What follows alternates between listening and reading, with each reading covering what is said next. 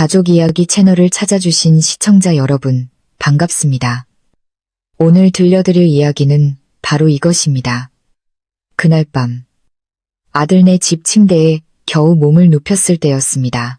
정확히 새벽 2시, 욕실에서 기이한 소리가 들려왔습니다. 나지막한 속삭임, 무언가를 끄는 소리, 그리고 좁은 문틈으로 언뜻 비친 낯선 남자의 그림자에 저는 등골이 서늘해졌습니다. 자세히 볼수록 제 아들도 며느리도 아니었습니다. 그리고 불과 1초 후 저는 온몸을 떨며 경찰에 신고했고 아무도 예상치 못했던 끔찍한 밤이 시작되었습니다. 이 이야기 뒤에 숨겨진 진실이 궁금하시다면 지금 바로 귀를 기울여 주십시오. 저는 올해 62살의 박순자입니다. 평생을 고생하며 두 아이를 키워냈으니 이제 노년은 편안할 거라 생각했습니다. 하지만 세월이 흐를수록 사람 마음은 더 알 수 없더군요. 남편이 심장병으로 세상을 떠난 후 저는 낡은 단독주택에서 홀로 지냈습니다. 최근 몇 달 사이 관절염에 숨가쁨, 손떨림까지 찾아오며 건강이 눈에 띄게 나빠졌습니다. 의사는 혼자 지내지 말고 누군가의 보살핌을 받으라고 하더군요.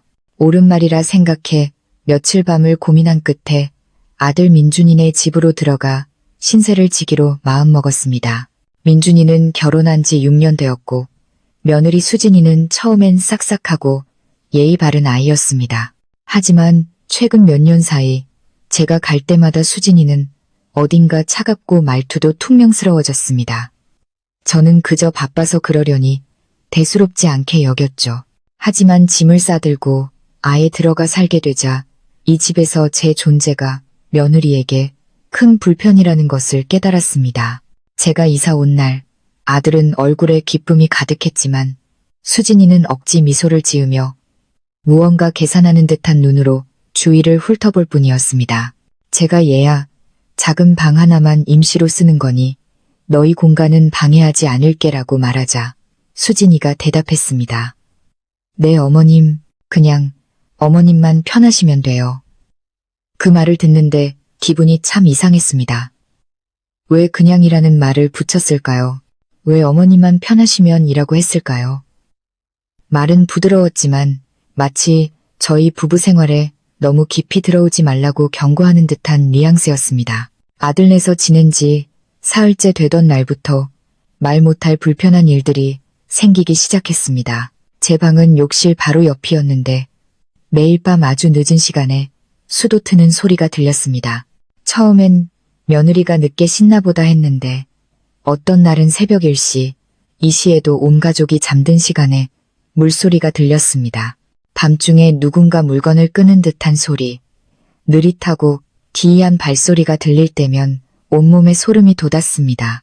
그리고 제 인생을 송두리째 바꿔놓은 그날 밤이 왔습니다. 간호사인 아들 민준이는 야간 근무 때문에 병원에서 자야 했습니다. 집에는 저와 수진이 단둘만 있었죠.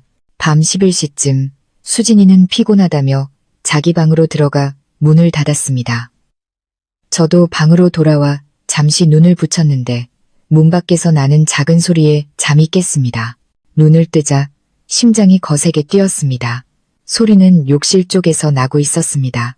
처음엔 수진이가 화장실에 갔겠거니 했지만 시계를 보니 정확히 새벽 2시였습니다.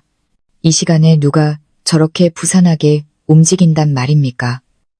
저는 방문으로 다가가 살며시 문을 열었습니다. 복도 구석에서 새어나온 노란 불빛이 욕실 문틈으로 비치고 있었습니다. 안에서는 물이 흐르는 소리가 들렸습니다. 마치 누군가 무언가를 필사적으로 씻어내려는 듯 물소리는 강해졌다, 약해졌다를 반복했습니다. 하지만 제 등골을 오싹하게 만든 것은 아주 작은 속삭임이었습니다. 너무 작았지만 분명 한 사람의 목소리가 아니었습니다. 저는 그 자리에 얼어붙었고 온몸에 소름이 돋았습니다. 이 집엔 다른 사람이 없는데 수진이가 통화 중인가? 하지만 통화라면 왜 저렇게 누군가를 숨기는 것처럼 작게 말하는 걸까? 그리고 왜 하필 새벽 2시에 욕실에서 통화를 하는 걸까? 그 순간 제 머릿속은 둘로 나뉘었습니다. 한쪽은 그냥 방으로 돌아가 모른 척하라고 했고, 다른 한쪽은 내가 신세지고 있는 이 집에서 무슨 일이 벌어지는지 알아내야 한다고 속삭였습니다. 그리고 저는 제 인생 최대의 실수를 저질렀습니다.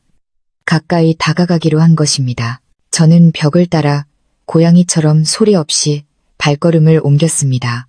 가까워질수록 속삭이는 소리는 더 선명해졌습니다. 그중 하나는 낮고 굵은 여자의 목소리가 아닌 분명한 남자의 목소리였습니다. 이 시간에 웬 남자가? 저는 욕실 문에 바싹 다가가 몸을 숙였습니다. 문틈으로 비친 빛 속으로 두 사람의 그림자가 보였습니다. 하나는 키가 작은 여성의 그림자, 분명 수진이었습니다. 다른 하나는 키가 크고 어깨가 넓은 남자였습니다. 남자는 수진이와 얼굴을 마주 댈 듯 몸을 숙이고 있었습니다. 저는 너무 놀라 저도 모르게 거친 숨을 내쉬었고 두 그림자는 즉시 움직임을 멈췄습니다.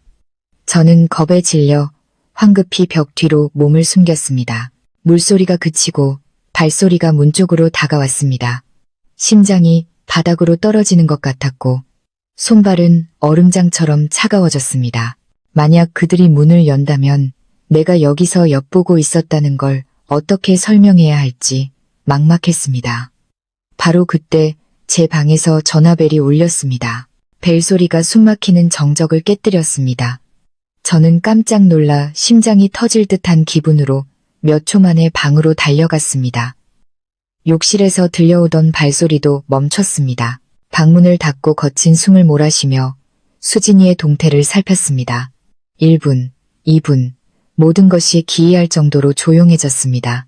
저는 식은땀을 흘리며 침대에 앉아 있었습니다. 수진이가 누군가를 데려온 게 아니라면 이 시간에 집에 남자가 있을 리가 없었습니다. 대체 왜 숨기는 거지? 왜 새벽 2시에 욕실에서 무언가를 씻고 속삭이는 걸까? 제 머릿속에는 단 하나의 생각만이 맴돌았습니다. 내가 본 것은 절대 정상이 아니라는 것. 잠시 후 수진이의 방문이 살짝 열리는 소리가 들렸고 발소리는 다시 욕실로 향했습니다. 그러고는 무언가를 감추려는 듯 자물쇠 잠그는 소리가 조심스럽게 들렸습니다. 저는 더 이상 참을 수 없었습니다. 위험하고 불안한 느낌, 그리고 낯선 남자의 그림자는 제게 최악의 상황을 떠올리게 했습니다. 저는 떨리는 손으로 휴대폰을 들고 번호를 눌렀습니다. 거의 숨 넘어가는 목소리로 속삭였습니다. 여보세요, 경찰서죠. 저희 집에 낯선 사람이 있는 것 같아요. 그 순간 모든 것이 터져 나오기 시작했습니다. 저는 휴대폰을 귀에 바싹 댄 채 차가워진 손바닥으로 터질 듯한 심장을 부여잡았습니다. 수화기 너머로 당직 경찰관이 다급하게 물었습니다. 어디십니까? 낯선 사람이 있다는 게 무슨 말씀이시죠? 저는 수진이가 듣지 못하도록 목소리를 낮췄습니다. 욕실에서 낯선 남자 그림자를 봤어요. 집에는 저랑 며느리뿐인데 너무 무서워요. 문틈으로 보니 두 사람이 바싹 붙어 서 있었어요. 경찰관이 말했습니다. 어머님, 진정하시고 방문을 잠그고 계세요. 바로 사람을 보내 확인하겠습니다. 저는 보이지도 않을 텐데 연신 고개를 끄덕였습니다. 문을 잠그려고 몸을 움직이는 순간 밖에서 들려오는 아주 느리고 조심스러운 발소리에 심장이 멎는 줄 알았습니다. 누군가 복도에서 살금살금 걷고 있었습니다. 저는 숨을 죽였습니다. 그 발소리는 제 방문 바로 앞에서 멈췄습니다. 1초, 2초, 3초. 문을 두드리지도 부르지도 않았습니다. 그저 가만히 서 있을 뿐이었습니다. 저는 이불 끝을 꽉 쥐었고 등에서는 식은땀이 흘렀습니다. 문 밖에 그 사람이 내쉬는 숨소리가 똑똑히 들렸습니다. 누구일까? 수진이, 아니면 그 의문의 남자. 제가 미처 반응하기도 전에 손에 쥔 휴대폰이 메시지 알림으로 짧게 진동했습니다. 경찰이 가고 있습니다. 바로 그때 발소리가 다시 울렸습니다. 이번에는 제 방문 앞이 아니라 수진이의 방 쪽으로 향했습니다. 수진이의 방문이 열렸다가 닫혔습니다. 아주 작은 속삭임이 들렸지만 무슨 말인지는 알아들을 수 없었습니다. 그저 목소리를 억누르고 있다는 것만 알 수 있었죠. 저는 꼼짝 않고 귀를 기울였습니다. 한참 후 욕실 문이 다시 열리고 물소리가 잠시 들렸다가 금세 부섰습니다. 마치 누군가 급하게 손을 씻고 나간 것처럼. 그리고 집안은 완전한 침묵에 잠겼습니다.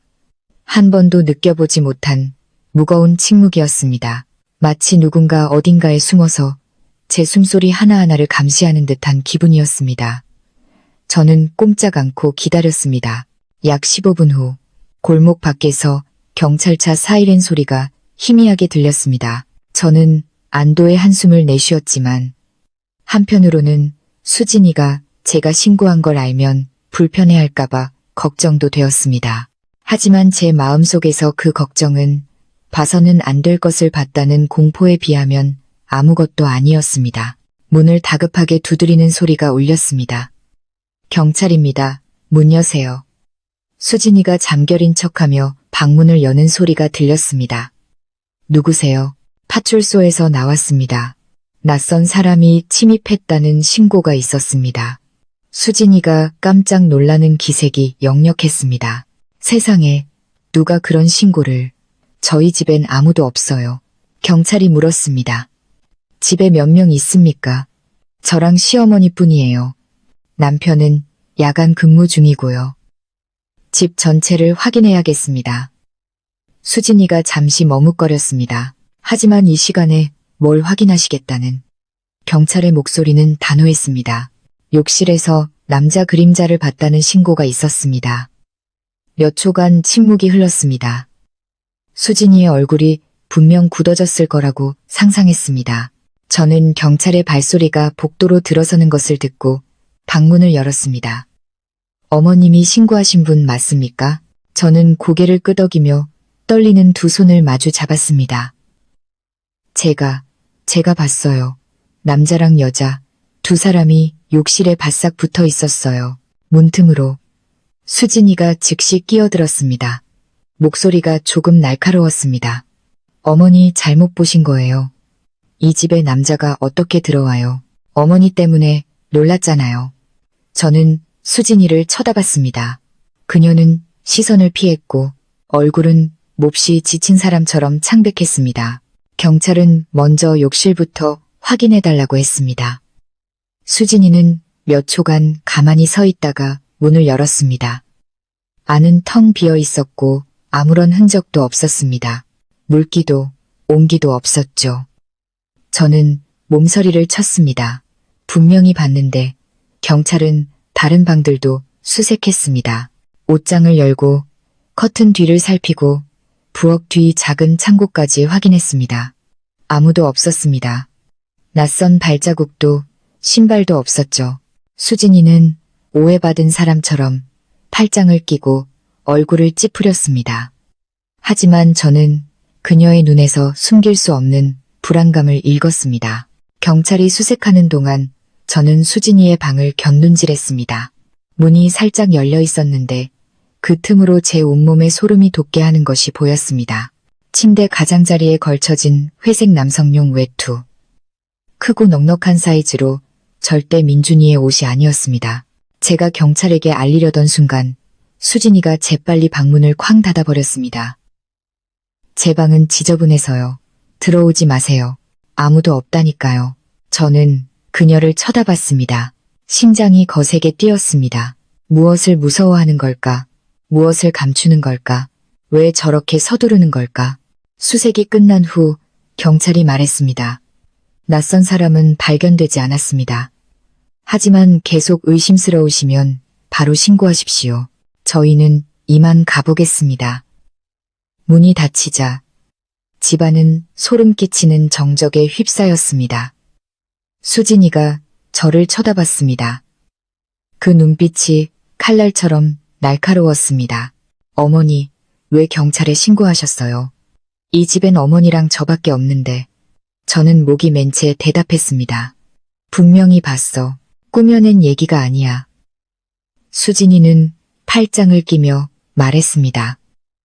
어머니가 혼자 오래 지내셔서 헛것을 보셨나 봐요. 저까지 불안하게 만들지 마세요. 그녀는 그 말을 하면서도 제 눈을 똑바로 쳐다보지 못했습니다. 분명히 무언가를 숨기고 있었습니다. 저는 그 순간에 다투고 싶지 않아 침묵했습니다. 하지만 침묵할수록 마음은 더 복잡해졌습니다. 그날 밤 저는 한숨도 잘 수 없었습니다. 수진이 방에 숨겨져 있던 남자의 외투, 오늘 밤에 본 그림자, 모든 것이 저를 괴롭혔습니다. 새벽 4시쯤 뒤척이다가 수진이의 방문이 살며시 열리는 소리를 들었습니다. 아주 가벼운 발소리가 나더니 뒷문이 열리고 차가운 바람이 집 안으로 스며들었습니다. 저는 벌떡 일어나 복도로 나갔습니다. 집 뒤편을 보니 수진이가 뒷문에서 누군가에게 무언가를 건네고 있었습니다. 저는 단단한 팔뚝만 보았을 뿐 얼굴은 보지 못했습니다. 그리고 문이 닫혔습니다. 그 순간 저는 깨달았습니다. 정말로 낯선 남자가 이 집을 드나들고 있었고 수진이는 모든 것을 숨기려 하고 있다는 것을. 저는 방으로 돌아왔습니다. 심장은 미친 듯이 뛰고 머릿속은 혼란스러웠습니다. 분명 심각한 일이 벌어지고 있었지만 더 생각할 틈도 없이 아들 민준이에게서 문자가 왔습니다. 어머니, 주무세요? 병원 일이 너무 힘드네요. 아침에 들어갈게요. 저는 휴대폰을 꽉 쥐었습니다. 이 일은 여기서 끝나지 않을 것임을 직감했습니다. 저는 거의 새벽 5시까지 뜬 눈으로 밤을 새웠습니다.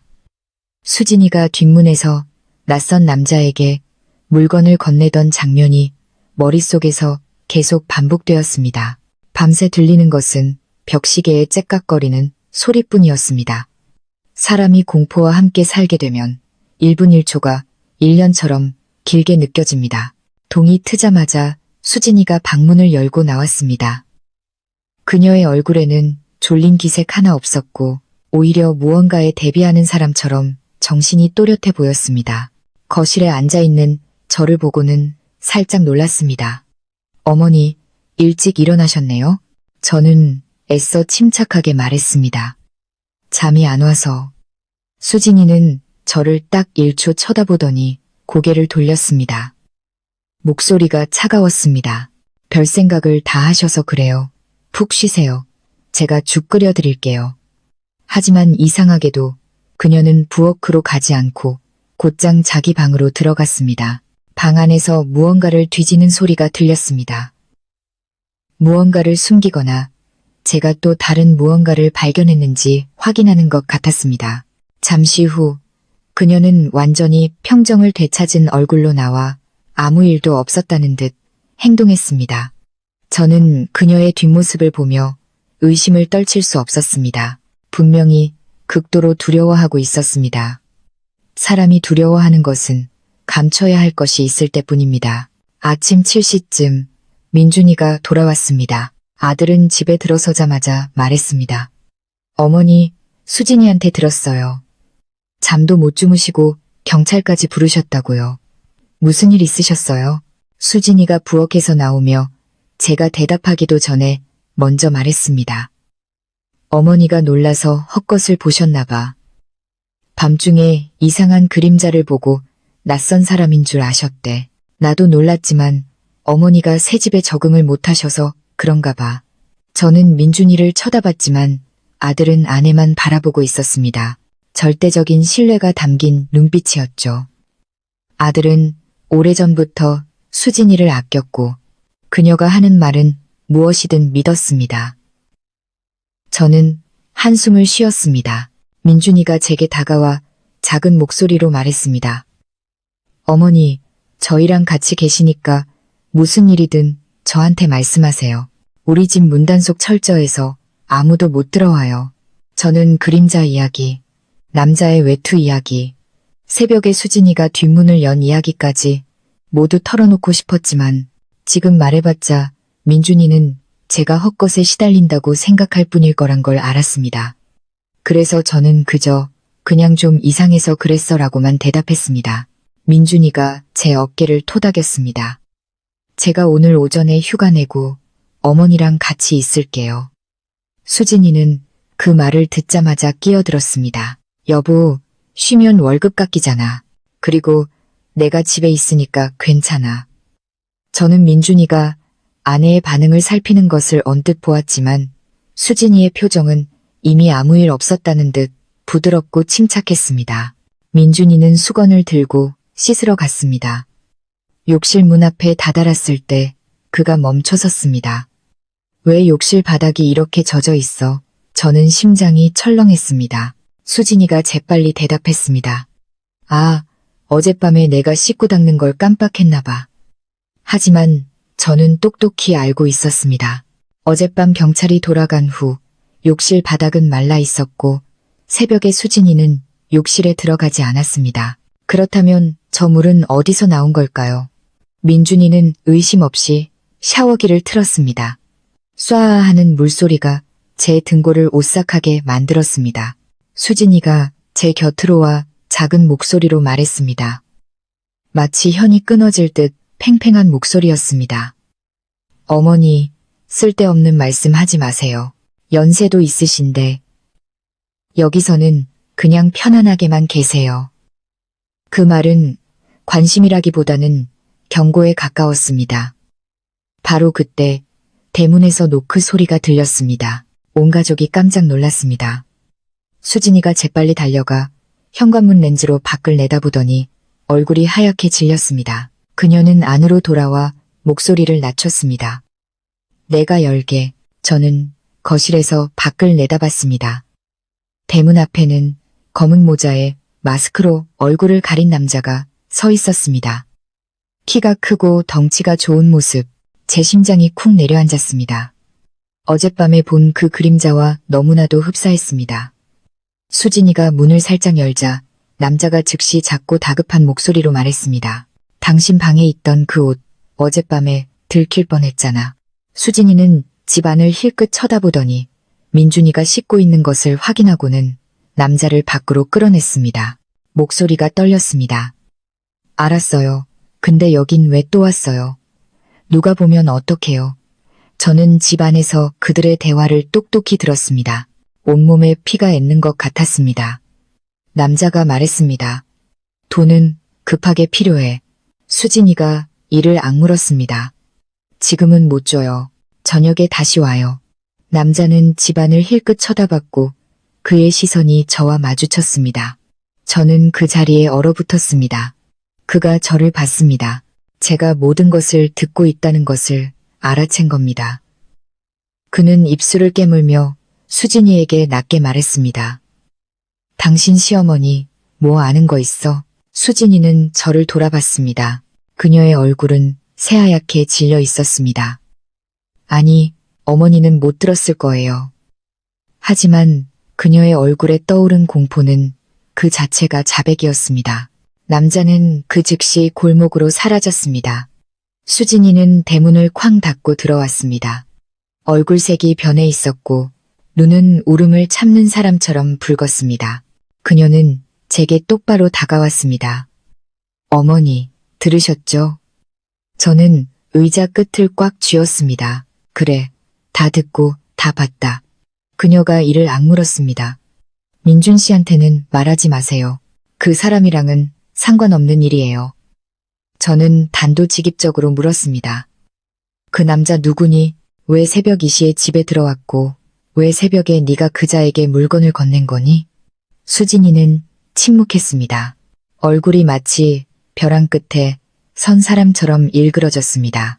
저는 그녀를 한참 쳐다보다가 말했습니다.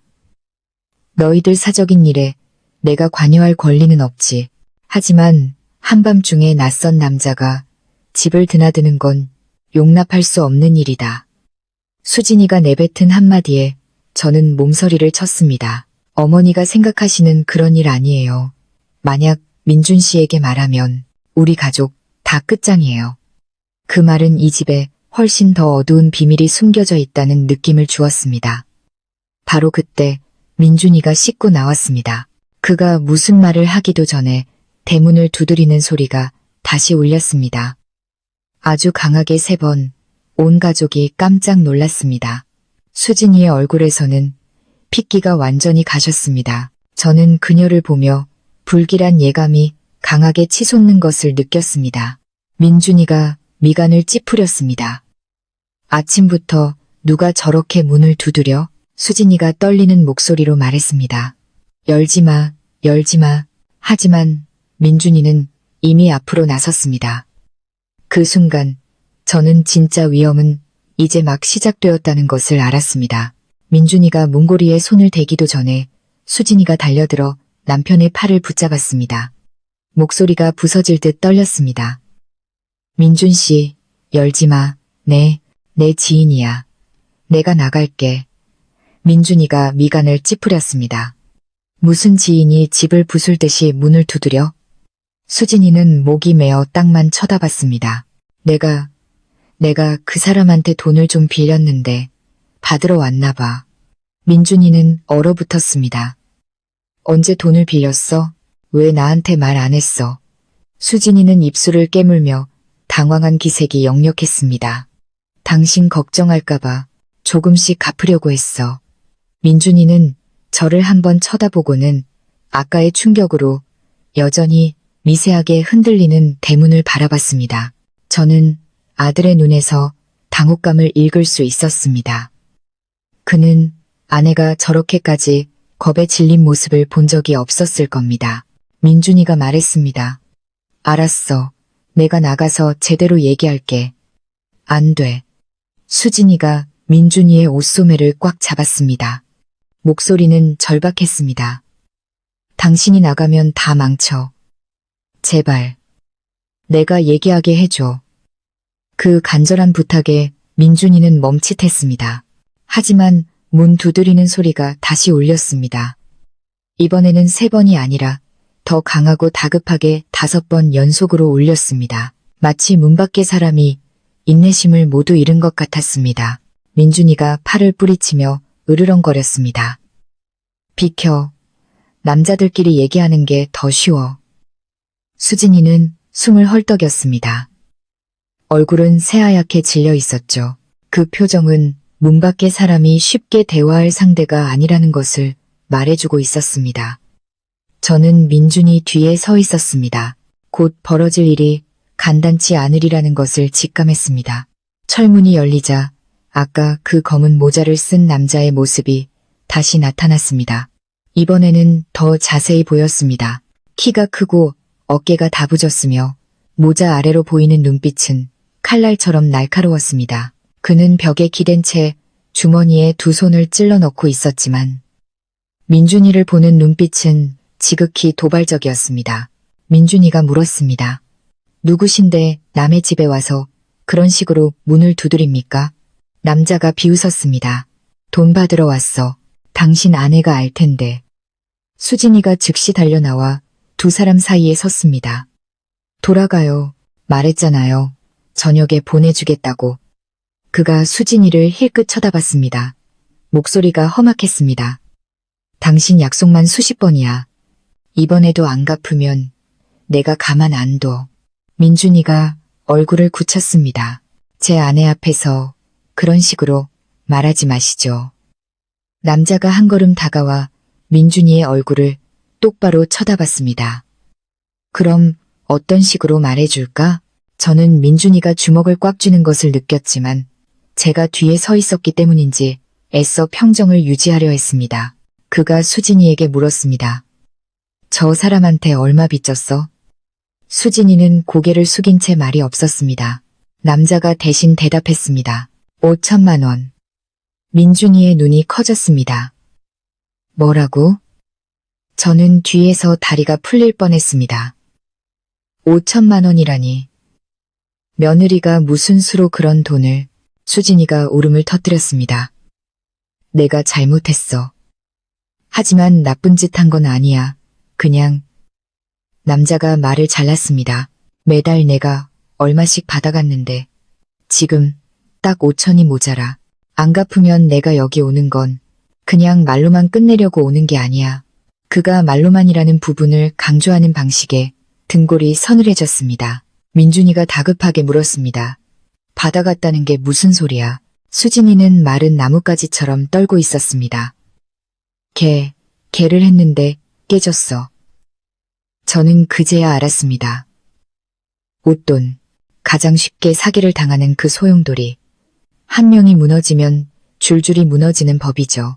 그리고 저 낯선 남자는 분명 사채업자 같은 부류였습니다. 민준이가 소리쳤습니다. 제정신이야, 김수진. 수진이는 얼굴을 감싸쥐고 흐느꼈습니다. 사업 자금 좀 마련해 보려고 했어. 이자 받아서 당신한테 주려고. 남자가 끼어들었습니다. 그의 시선이 저를 빠르게 훑었습니다. 당신 시어머니, 어젯밤에 나봤어. 내가 들키면 어떻게 되는지 알지? 제 심장이 한는 것 같았습니다. 그가 어젯밤 욕실에 있던 사람이 바로 자신임을 인정한 겁니다. 저는 그림자, 속삭임 남자의 외투, 그리고 새벽의 수진이가 그에게 물건을 건네던 장면을 떠올리며 몸서리를 쳤습니다. 수진이가 달려들어 그의 입을 막았습니다. 조용히 해. 헛소리 하지 마. 민준이는 저와 수진이를 번갈아 쳐다봤습니다. 그의 얼굴은 모든 조각을 맞추기 시작한 사람처럼 어두워졌습니다. 어젯밤 집에 남자가 있었다는 것. 저는 낯선 사람 앞에서 집안이 무너지는 것을 원치 않았기에 아주 살짝 고개만 끄덕였습니다. 하지만 그것만으로도 민준이의 얼굴은 창백해졌습니다. 민준이가 주먹을 꽉 쥐었습니다. 내 아내가 탕돈으로 5천만 원을 빚졌고 당신을 한밤중에 집으로 들였다? 뭘 원하는데 누굴 협박하는 거야? 남자는 민준이를 경멸적인 눈빛으로 쳐다봤습니다. 난 돈만 받으면 돼. 그뿐이야. 민준이가 한 걸음 나섰습니다. 당신이 목소리 크다고 뭐든 할 수 있을 거라 생각하지 마. 지금 당장 경찰에 신고하겠어. 기다렸다는 듯 남자가 으르렁거렸습니다. 이 동네에서 나 모르는 사람 없어. 경찰? 경찰이 당신을 얼마나 지켜줄 수 있을지 한번 해보시지. 그 말에 저와 민준이는 등골이 오싹해졌습니다.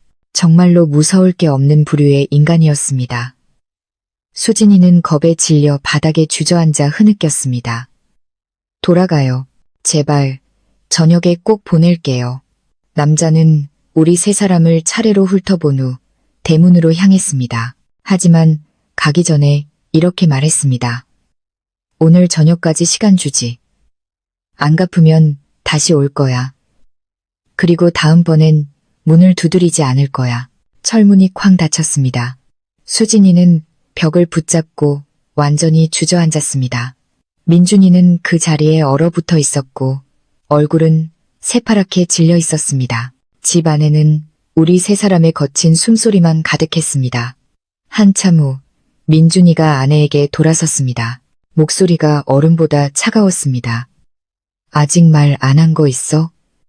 수진이가 미친 듯이 고개를 저었습니다. 그냥 걔를 했을 뿐이야. 다른 잘못한 거 없어. 그 사람이 원금 되찾게 도와준다고 했어. 민준이가 한 글자 한 글자 힘주어 말했습니다. 그럼 어젯밤에 왜 그 사람이 너랑 같이 욕실에 있었어? 그 질문은 마치 칼날처럼 팽팽한 공기를 갈랐습니다. 저는 주먹을 꽉 쥐었습니다. 심장이 터져 나올 것 같았습니다. 그것은 저 역시 가장 알고 싶은 질문이었습니다. 수진이는 얼어붙은 채 말도, 숨도, 눈도 깜빡이지 않았습니다. 민준이가 날카롭게 반복했습니다.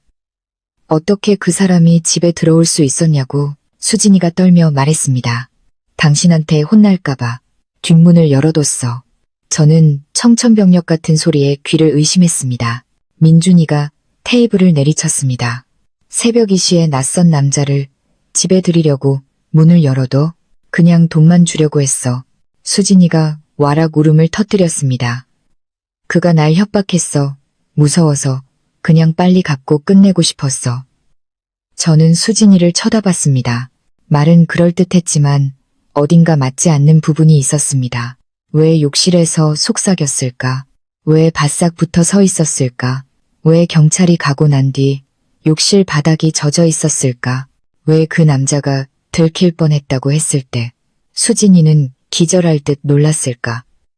그리고 또 하나, 그 남자가 수진이를 보는 눈빛은 단순한 채권자의 눈빛이 아니었습니다. 마치 두 사람 사이에 또 다른 비밀이 있는 것 같았습니다. 민준이는 절망에 찬 얼굴로 머리를 감싸 쥐었습니다. 5천만 원, 우리 집엔 그런 돈 없어. 수진아, 대체 무슨 짓을 한 거야?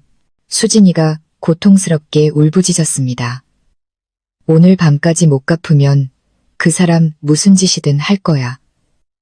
그 말에 등골이 서늘해졌습니다. 오늘 밤 다시 올 거야. 그리고 다음번엔 문을 두드리지 않을 거야. 민준이가 저를 돌아보며 목맨 소리로 말했습니다. 어머니, 며칠만 옛날 집으로 돌아가 계세요. 이 집에 곧 큰일이 터질 것 같아요.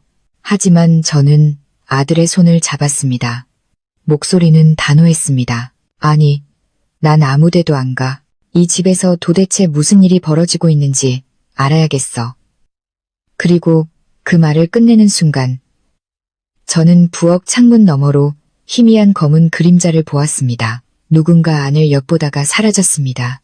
저는 부엌 문 앞에 멈춰서서 작은 창문을 뚫어져라 쳐다봤습니다. 그림자가 사라지기 직전 저는 밖에서 엿보고 있던 사람을 분명히 보았습니다. 날카로운 눈빛이 마치 벽돌 하나하나를 꿰뚫을 듯 했습니다. 숨이 불었습니다. 민준이가 굳어버린 저를 보고 다급하게 물었습니다. 어머니, 왜 그러세요? 저는 떨리는 목소리로 창문을 가리켰습니다. 누가 밖에서 쳐다보고 있었어. 민준이는 즉시 부엌으로 달려가 창문을 활짝 열고 뒷마당으로 뛰어나갔습니다.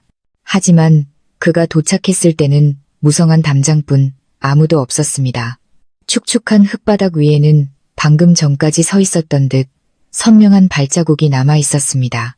민준이가 걱정스러운 얼굴로 돌아왔습니다. 아침부터 계속 이 주변을 맴돌고 있었나 봐요. 수진아, 봤지? 저놈 절대 그냥 넘어갈 놈 아니야. 수진이는 의자에 주저앉아 머리를 감쌌습니다. 알아, 안다고. 저는 며느리를 보며 안타까움과 분노를 동시에 느꼈습니다. 어리석은 여자가 그런 부류의 인간에게 엮이면 인생이 망가지는 건 순식간이었습니다. 민준이가 다가와 수진이의 어깨를 잡았습니다. 마지막으로 물을게. 저놈한테 빚진 지 얼마나 됐어? 수진이는 입술을 깨물며 떨었습니다. 거의 3년. 민준이는 거의 소리를 질렀습니다. 3년. 수진이가 숨이 넘어갈 듯 울음을 터뜨렸습니다. 그때 우리 아이 낳은 지 얼마 안 됐을 때야. 돈이 너무 부족해서 친구들이 봇돈으로 목돈 마련하자고 해서. 근데 깨져버렸고 그 사람한테 급한 대로 빌렸어. 몇 달 안에 갚으려고 했는데 점점 더 얽혀버렸어. 저는 민준이가 고개를 숙이는 것을 보았습니다. 그의 어깨가 떨리고 있었습니다. 아무리 침착한 그라도 이 충격은 견디기 힘들었을 겁니다. 한참 후 민준이가 붉어진 눈으로 고개를 들었습니다. 수진아, 너 나한테 3년 가까이 숨겼어. 3년 동안. 수진이가 흐느꼈습니다. 무서웠어. 당신을 잃을까봐. 민준이가 주먹을 쥐었습니다. 돈 때문에 날 잃는 게 아니야. 나한테 거짓말할 때 날 잃는 거지. 하지만 지금은 그런 얘기할 때가 아니야. 가장 중요한 건 오늘 밤 그놈이 다시 온다는 거야. 그 말은 마치 차가운 칼날처럼 공기를 갈랐습니다. 수진이는 즉시 무릎을 꿇고 민준이의 손을 잡았습니다. 절망적인 목소리로 말했습니다. 여보, 그 사람이랑 맞서지 마. 그 사람 아주 무서운 사람이야. 나 무서워. 민준이는 아내 곁에 앉아 한 글자 한 글자 억누르며 말했습니다. 나한텐 어머니도 있고 어린 자식도 있어. 그런 놈이 집 주변을 어슬렁거리게 내버려 둘 것 같아. 안 돼. 절대 안 돼. 제가 다가가 아들의 어깨에 가만히 손을 얹었습니다. 민준아, 흥분하지 마라. 그런 부류의 인간들은 상대방이 흥분하기를 기다렸다가 무슨 짓이든 저지르는 법이야. 민준이가 저를 돌아봤습니다. 어머니, 저놈이 제 아내를 협박하는 걸 그냥 보고 있을 순 없어요. 저는 한숨을 쉬었습니다. 알아. 하지만 해결하려면 머리를 써야지. 무작정 달려들었다가 저놈한테 휘둘리기만 할 거야. 바로 그때 수진이의 휴대폰이 울렸습니다. 아주 낯선 벨소리였습니다. 수진이는 화면을 보더니 새파랗게 질려 벌벌 떨었습니다. 그 사람이야. 민준이는 수진이가 버튼을 누르기도 전에 휴대폰을 낚아챘습니다. 화면에는 낯선 번호만 떠 있었습니다. 민준이는 집 한가운데 서서 심호흡을 한 번 하고는 전화를 받았습니다. 여보세요. 수화기 너머로 그 남자의 목소리가 들려왔습니다. 낮고 느릿한 목소리였습니다. 수진이 받고 민준이가 으르렁거렸습니다. 할 말 있으면 나한테 해. 그가 비웃었습니다. 남자다운 척은. 하지만 이건 나와 수진이의 일이야. 끼어들지 않는 게 좋을걸. 험한 꼴 보기 싫으면 민준이가 말을 잘랐습니다. 협박하지 마. 그가 몇 초간 침묵하더니 말했습니다. 난 돈이 필요해. 5천만 원. 오늘 밤 8시에 갈게. 민준이가 대답했습니다. 오지 마. 계좌로 보내줄 테니. 그가 비웃었습니다. 계좌이체는 깨끗한 돈이잖아. 난 현금이 필요해. 민준이가 분노를 억누르며 물었습니다. 어떤 이름으로 보내면 되는데? 그가 한참 침묵하더니 제 머리털이 쭈뼛서는 말을 했습니다. 난 흔적을 남기고 싶지 않아. 오늘 밤 내가 집으로 들어갈게. 그 뒷문 말이야. 수진 씨는 어디로 열어야 하는지 알잖아. 말을 마친 그는 전화를 끊었습니다. 집안은 숨 막히는 침묵에 잠겼습니다. 민준이는 휴대폰을 테이블에 내던졌습니다. 얼굴은 먹구름처럼 어두워졌습니다. 그놈이 또 집으로 들어오겠대. 수진이는 바닥에 주저앉았습니다. 그 사람은 길을 알아요. 집안 구석구석 다 안다고요. 제가 실수로 2번이나 들여보내서. 저는 민준이가 분노로 두 손을 부들부들 떠는 것을 똑똑히 보았습니다. 제가 다가가 단호하게 말했습니다. 오늘 밤 그놈을 절대로 다시 들여선 안 된다. 민준이가 거칠게 숨을 내쉬었습니다. 알아요. 근데 지금 당장 5천만 원을 어디서 구해요? 그 질문에 온 가족은 할 말을 잃었습니다. 저는 아들을 보며 가슴이 찢어지는 듯 했지만 사실을 말해야 했습니다. 우리 형편에 하루 만에 그 돈을 마련할 순 없어. 누구에게 빌려도 시간이 부족하고. 민준이가 테이블을 내리쳤습니다. 그럼 그놈이 제멋대로 집에 들어오게 내버려 두란 말이에요. 수진이가 얼굴을 감싸쥐고 울음을 터뜨렸습니다. 맞서지 마. 그 사람 보통 내기가 아니야. 뒤에 사람이 있어. 민준이는 의자를 끌어당겨 앉아 두 손으로 머리를 감쌌습니다. 그의 무력감에 제 가슴이 미어졌습니다. 한참 후 저는 최대한 평정을 유지하며 천천히 말했습니다.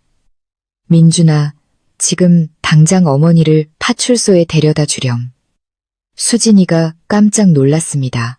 어머니, 안 돼요. 그 사람이 알면 그 사람 정말 미친놈이에요. 진짜 무슨 짓이든 할 거라고요. 저는 수진이의 눈을 똑바로 쳐다봤습니다. 목소리는 단호했습니다. 무서워도 말해야 한다.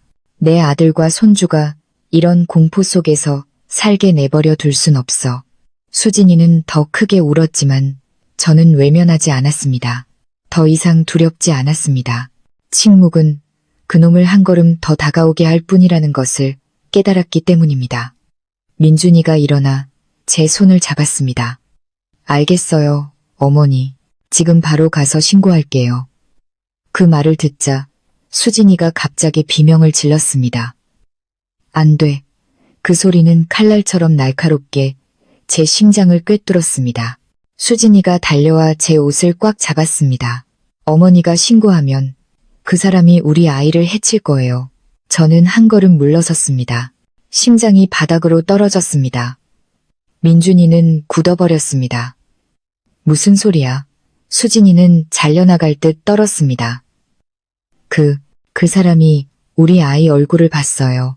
협박까지 했다고요. 경찰에 신고하면 아이를 납치하겠다고. 집안의 공기가 멈춘 듯 했습니다. 민준이는 창백해진 얼굴로 수진이의 어깨를 강하게 잡았습니다. 그놈이랑 그 정도까지 엮인 거야? 수진이는 차가운 바닥에 주저앉아 울었습니다. 눈물이 바닥에 떨어져 섞였습니다. 그러고 싶지 않았어. 근데 그 사람이 모든 걸 쥐고 있어. 우리 집 동선, 아이가 몇 시에 자고 몇 시에 어린이집에서 오는지까지 다 알고 있단 말이야. 무서워. 너무 무서워, 여보. 그 말을 듣는 순간 제 다리에 힘이 풀렸습니다. 저 같은 늙은이도 심장이 떨려왔습니다. 민준이는 아내 옆에 주저앉아 얼굴을 감쌌습니다. 저는 두 사람을 보며 목이 메었습니다. 그놈은 단순히 돈만 원하는 게 아니었습니다. 이 가족 전체를 지배하려 하고 있었습니다. 바로 그때 대문에 무언가 날아와 부딪히는 소리가 들렸습니다. 퍽! 온 가족이 깜짝 놀랐습니다. 민준이가 달려가 철문 틈으로 내다봤습니다. 저도 다가갔습니다. 그리고 마당 한가운데 바닥에 꽂혀있는 단검 한 자루를 보았습니다. 칼자루에는 작은 쪽지가 붙어 있었습니다. 민준이가 쪽지를 집어들고 펼쳐보더니 그 자리에서 굳어버렸습니다. 저도 곁눈질로 보았습니다. 쪽지에는 휘갈겨 쓴 세 글자만 있었습니다. 오늘 밤 8시. 민준이는 쪽지를 든 채 얼어붙었습니다. 저는 그의 손이 떨리는 것과 손등에 핏줄이 솟아나는 것을 똑똑히 보았습니다. 집안의 공기는 얼어붙은 듯했습니다. 수진이는 남편 뒤에서 두 손을 하얗게 될 때까지 마주 잡고 있었습니다. 제가 다가가 보니 단검에는 아직 축축한 흙이 묻어 있었습니다. 그놈이 방금 던지고 갔다는 증거였습니다. 그는 멀리서 위협하는 게 아니었습니다. 이 근처에 있었습니다. 우리를 보고 있었습니다. 우리 가족의 반응 하나하나를 지켜보고 있었습니다. 무서운 것은 칼이 아니라 그가 가까이 있다는 사실이었습니다. 민준이가 쪽지를 꽉 쥐며 이를 악물고 말했습니다. 이놈이 우리를 시험하고 있어. 저는 최대한 침착한 목소리를 유지했습니다. 민준아, 지금은 흥분할 때가 아니야. 앉아서 내 계획을 어머니한테 말해보렴. 수진이가 떨며 말했습니다. 우리 아이가 걱정돼. 그놈이 우리 아이 건드리면 나 죽어버릴 거야. 저는 수진이를 보았습니다. 그녀의 눈은 절망으로 가득했고 거짓말의 흔적은 없었습니다. 어리석긴 했지만 함부로 행동하는 여자는 아니라는 것을 알았습니다.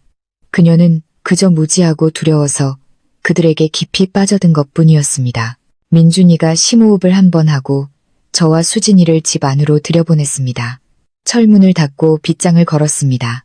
그가 말했습니다. 해가 질 때까지 아무도 밖에 나가지 마세요.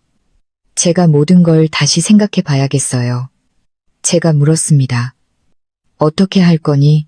돈도 없고 경찰에 신고하면 수진이 말로는 그놈이 무슨 짓을 할지 모른다는데 그냥 앉아서 기다릴 수만은 없잖아. 민준이는 단검을 테이블 위에 올려놓았습니다. 시선은 차갑고 날카로운 칼날에 고정되어 있었습니다. 아니요, 앉아서 기다리지 않을 거예요. 하지만 돈을 줄 수도 없어요. 5천만 원은 큰 돈이고 설령 준다고 해도 그놈은 또다시 돌아올 거예요. 제가 고개를 끄덕였습니다. 맞아. 저런 부류의 인간들은 우리가 두려워하면 한 발짝 더 들어오는 법이지. 절대 만족이란 게 없어. 수진이가 흐느꼈습니다. 그럼 우린 이제 어떡해요? 민준이는 일어나 방안을 서성였습니다. 얼굴은 팽팽하게 당겨진 형 같았습니다. 저는 아들을 보며 너무나 안타까웠습니다.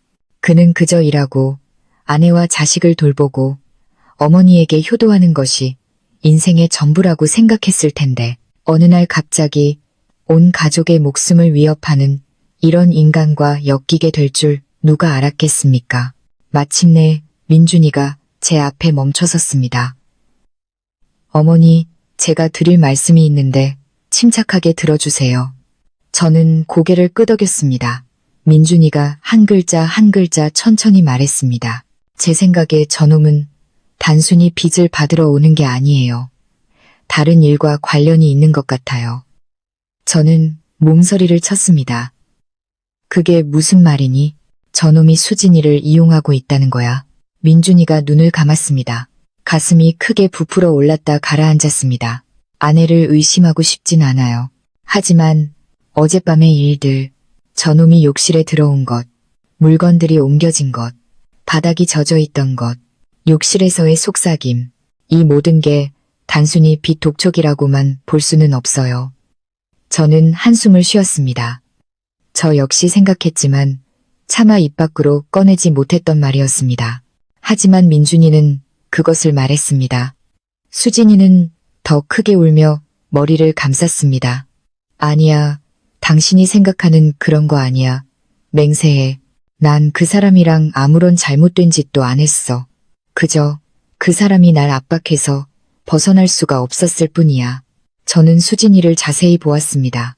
그녀의 눈은 정말로 공포에 질려 있었습니다. 만약 부정한 관계였다면 이 정도로 두려워하지는 않았을 겁니다. 제가 부드러운 목소리로 말했습니다. 어머니는 널 믿는다.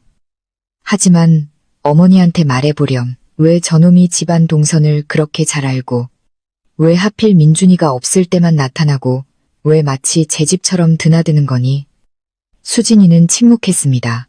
무거운 침묵이 길게 이어졌습니다. 마침내 그녀가 작게 말했습니다.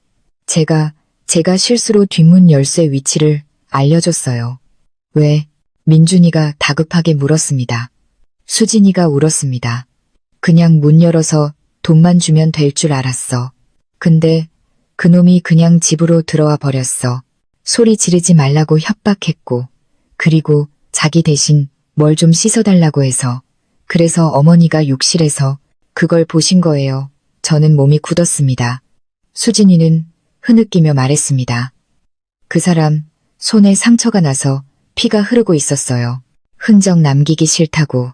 저는 너무 무서워서 그 사람이 시키는 대로 씻어준 것뿐이에요. 어머니가 보실 줄은 몰랐어요. 온 가족이 침묵했습니다. 민준이는 주먹을 꽉 쥐었습니다. 정말 멍청하기 짝이 없군. 네가 그놈의 흔적을 지워준 게 무슨 의미인지 알아? 만약 그놈이 방금 범죄라도 저지르고 온 거면 어떡할 건데. 수진이는 바닥에 주저앉았습니다. 알아. 하지만 그때 그 사람이 내 옆구리에 칼을 대고 있었어. 숨도 못 쉴 정도로 떨렸다고. 저항할 수가 없었어. 저는 그 장면을 상상하며 몸서리를 쳤습니다. 민준이는 입술을 깨물었고 얼굴은 붉게 달아올랐습니다. 그가 저를 돌아봤습니다. 어머니, 이건 단순한 빚독촉이 아니에요. 저놈은 나쁜 짓을 하고 도망다니는 놈이에요. 수진이를 방패막이로 삼으려는 거예요. 상처가 경찰에 발각될까봐 두려워하는 거고요. 차가운 기운이 등줄기를 타고 흘렀습니다. 만약 민준이의 말이 맞다면 오늘 밤 그놈이 다시 오는 것은 단순히 돈을 받기 위함이 아니라 수진이를 계속해서 자신의 은신처로 이용하기 위함이었습니다. 그가 무슨 짓을 저질렀는지, 누구에게 쫓기는지, 공범이 있는지 아무도 몰랐습니다. 단 한 가지 확실한 것은 그가 우리가 생각했던 것보다 훨씬 더 위험한 인물이라는 것이었습니다. 민준이가 두 손을 테이블에 올리고 강철처럼 단단하게 말했습니다. 우리는 돈을 주지도 문을 열어주지도 저놈이 이 집에 한 발짝도 더 들어오게 하지도 않을 겁니다. 수진이가 비명을 질렀습니다. 하지만 그놈이 우리 아이를 납치할 거야. 민준이가 고개를 저었습니다. 아니, 내가 잘 생각해봤어. 그건 협박일 뿐이야. 만약 정말로 아이를 납치하면 스스로 정체를 드러내는 셈이야. 저런 부류의 놈들은 그렇게 멍청하지 않아. 제가 물었습니다. 그럼 어떻게 할 셈이니?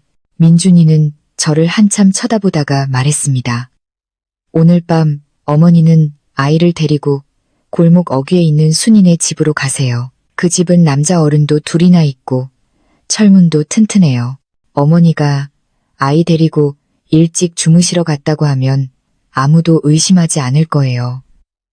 저는 민준이의 의도를 알아차렸습니다. 그럼 너는? 민준이가 날카로운 목소리로 대답했습니다. 저는 여기 남을 겁니다. 그놈이 만나고 싶은 게 누구든 제가 만나주죠.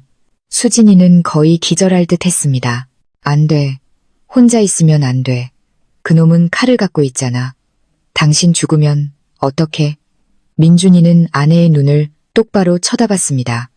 난 도망치지 않아. 우리가 도망치면 그놈은 더 기세등등해질 거야. 난 그놈과 맞서야 해. 하지만 어머니와 아이를 위험에 빠뜨릴 순 없어. 저는 아들을 보았습니다. 그는 더 이상 예전에 온순하고 말수적던 민준이가 아니었습니다. 그는 자신의 집에서 모든 침착함과 냉철함, 그리고 결단력으로 가족을 지키고 있었습니다. 저는 아들의 손을 잡았습니다.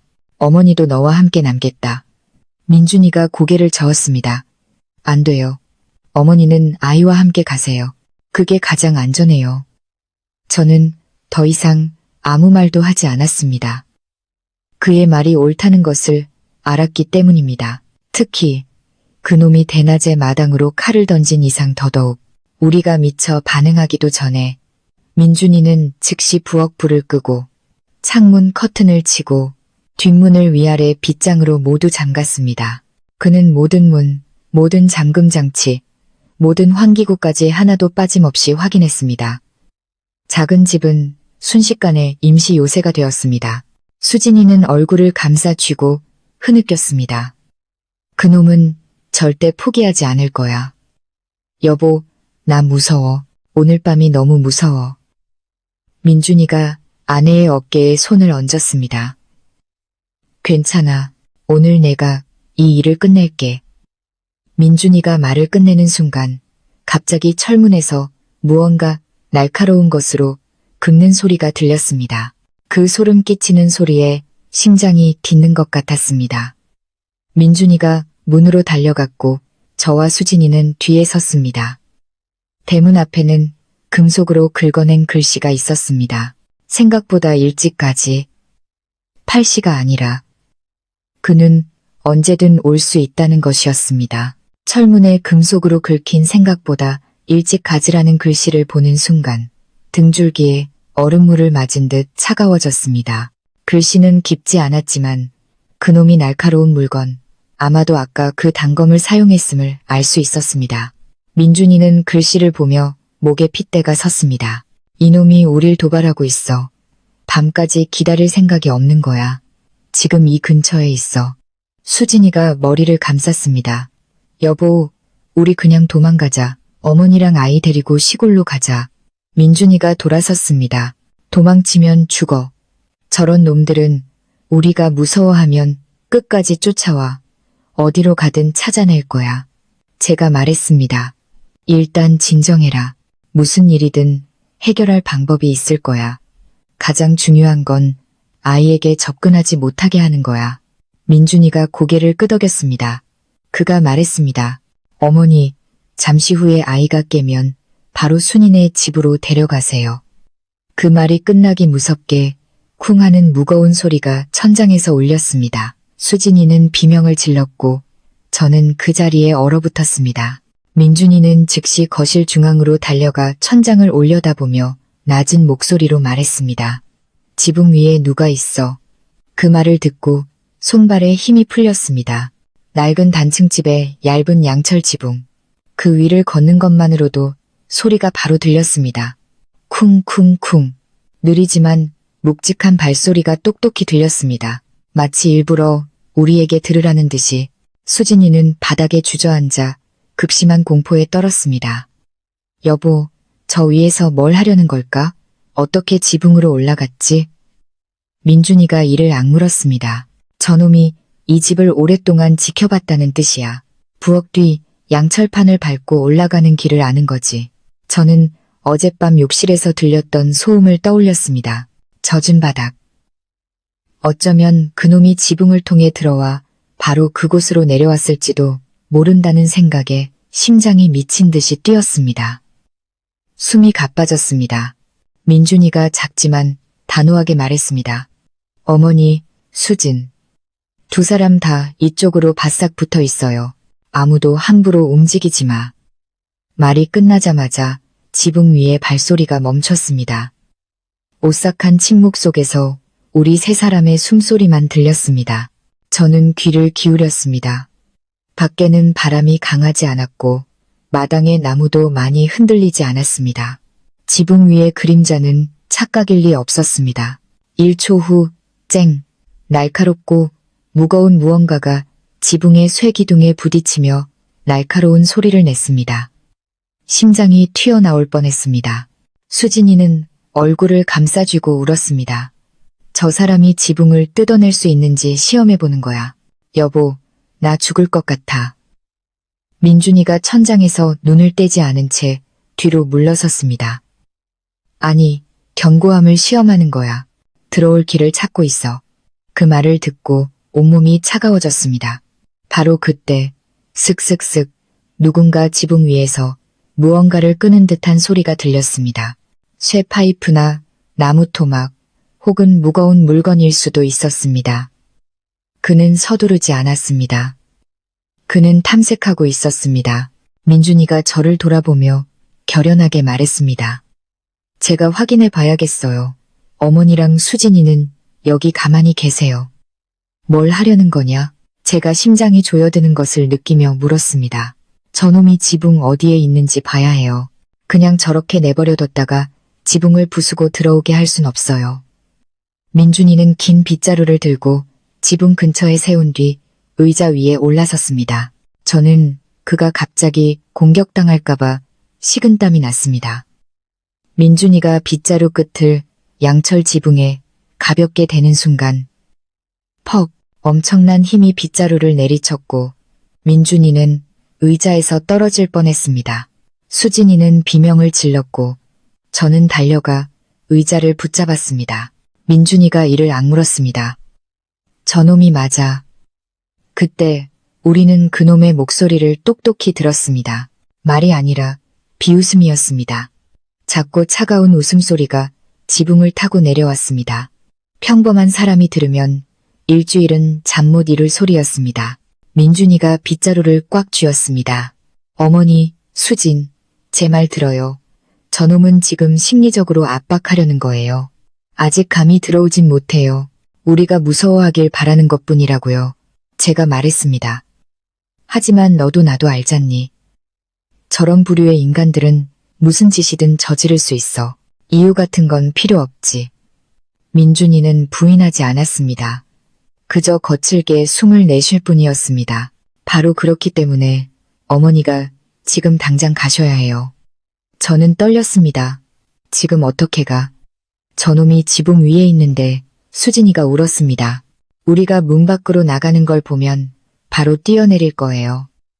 민준이는 잠시 눈을 감았다 떴습니다. 마치 결심이 선 듯한 얼굴이었습니다.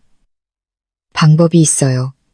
그는 방으로 달려가 서랍에서 크고 밝은 손전등을 꺼내왔습니다. 민준이가 빠르게 말했습니다. 저놈이 이 집을 오랫동안 지켜봤지만 동네 골목길까지 다 알지는 못할 거예요. 제가 앞문을 열어서 우리가 그쪽으로 도망치는 척할게요. 어머니는 아이를 안고 뒷문으로 순이네 집으로 뛰세요. 제가 저놈의 시선을 끌겠습니다. 저는 아연실색했습니다. 네가 어떻게 저런 놈의 시선을 끈단 말이냐? 민준이는 저를 쳐다봤습니다. 눈은 붉었지만 의지는 확고했습니다. 저놈은 이 집의 어머니, 수진, 그리고 아이, 이렇게 셋만 있다고 생각할 거예요. 부엌 뒤 창고에 작은 쪽문이 있다는 건 모를 겁니다. 제가 앞문을 열어 소리를 내면 저놈은 우리가 그쪽으로 도망친다고 생각할 거예요.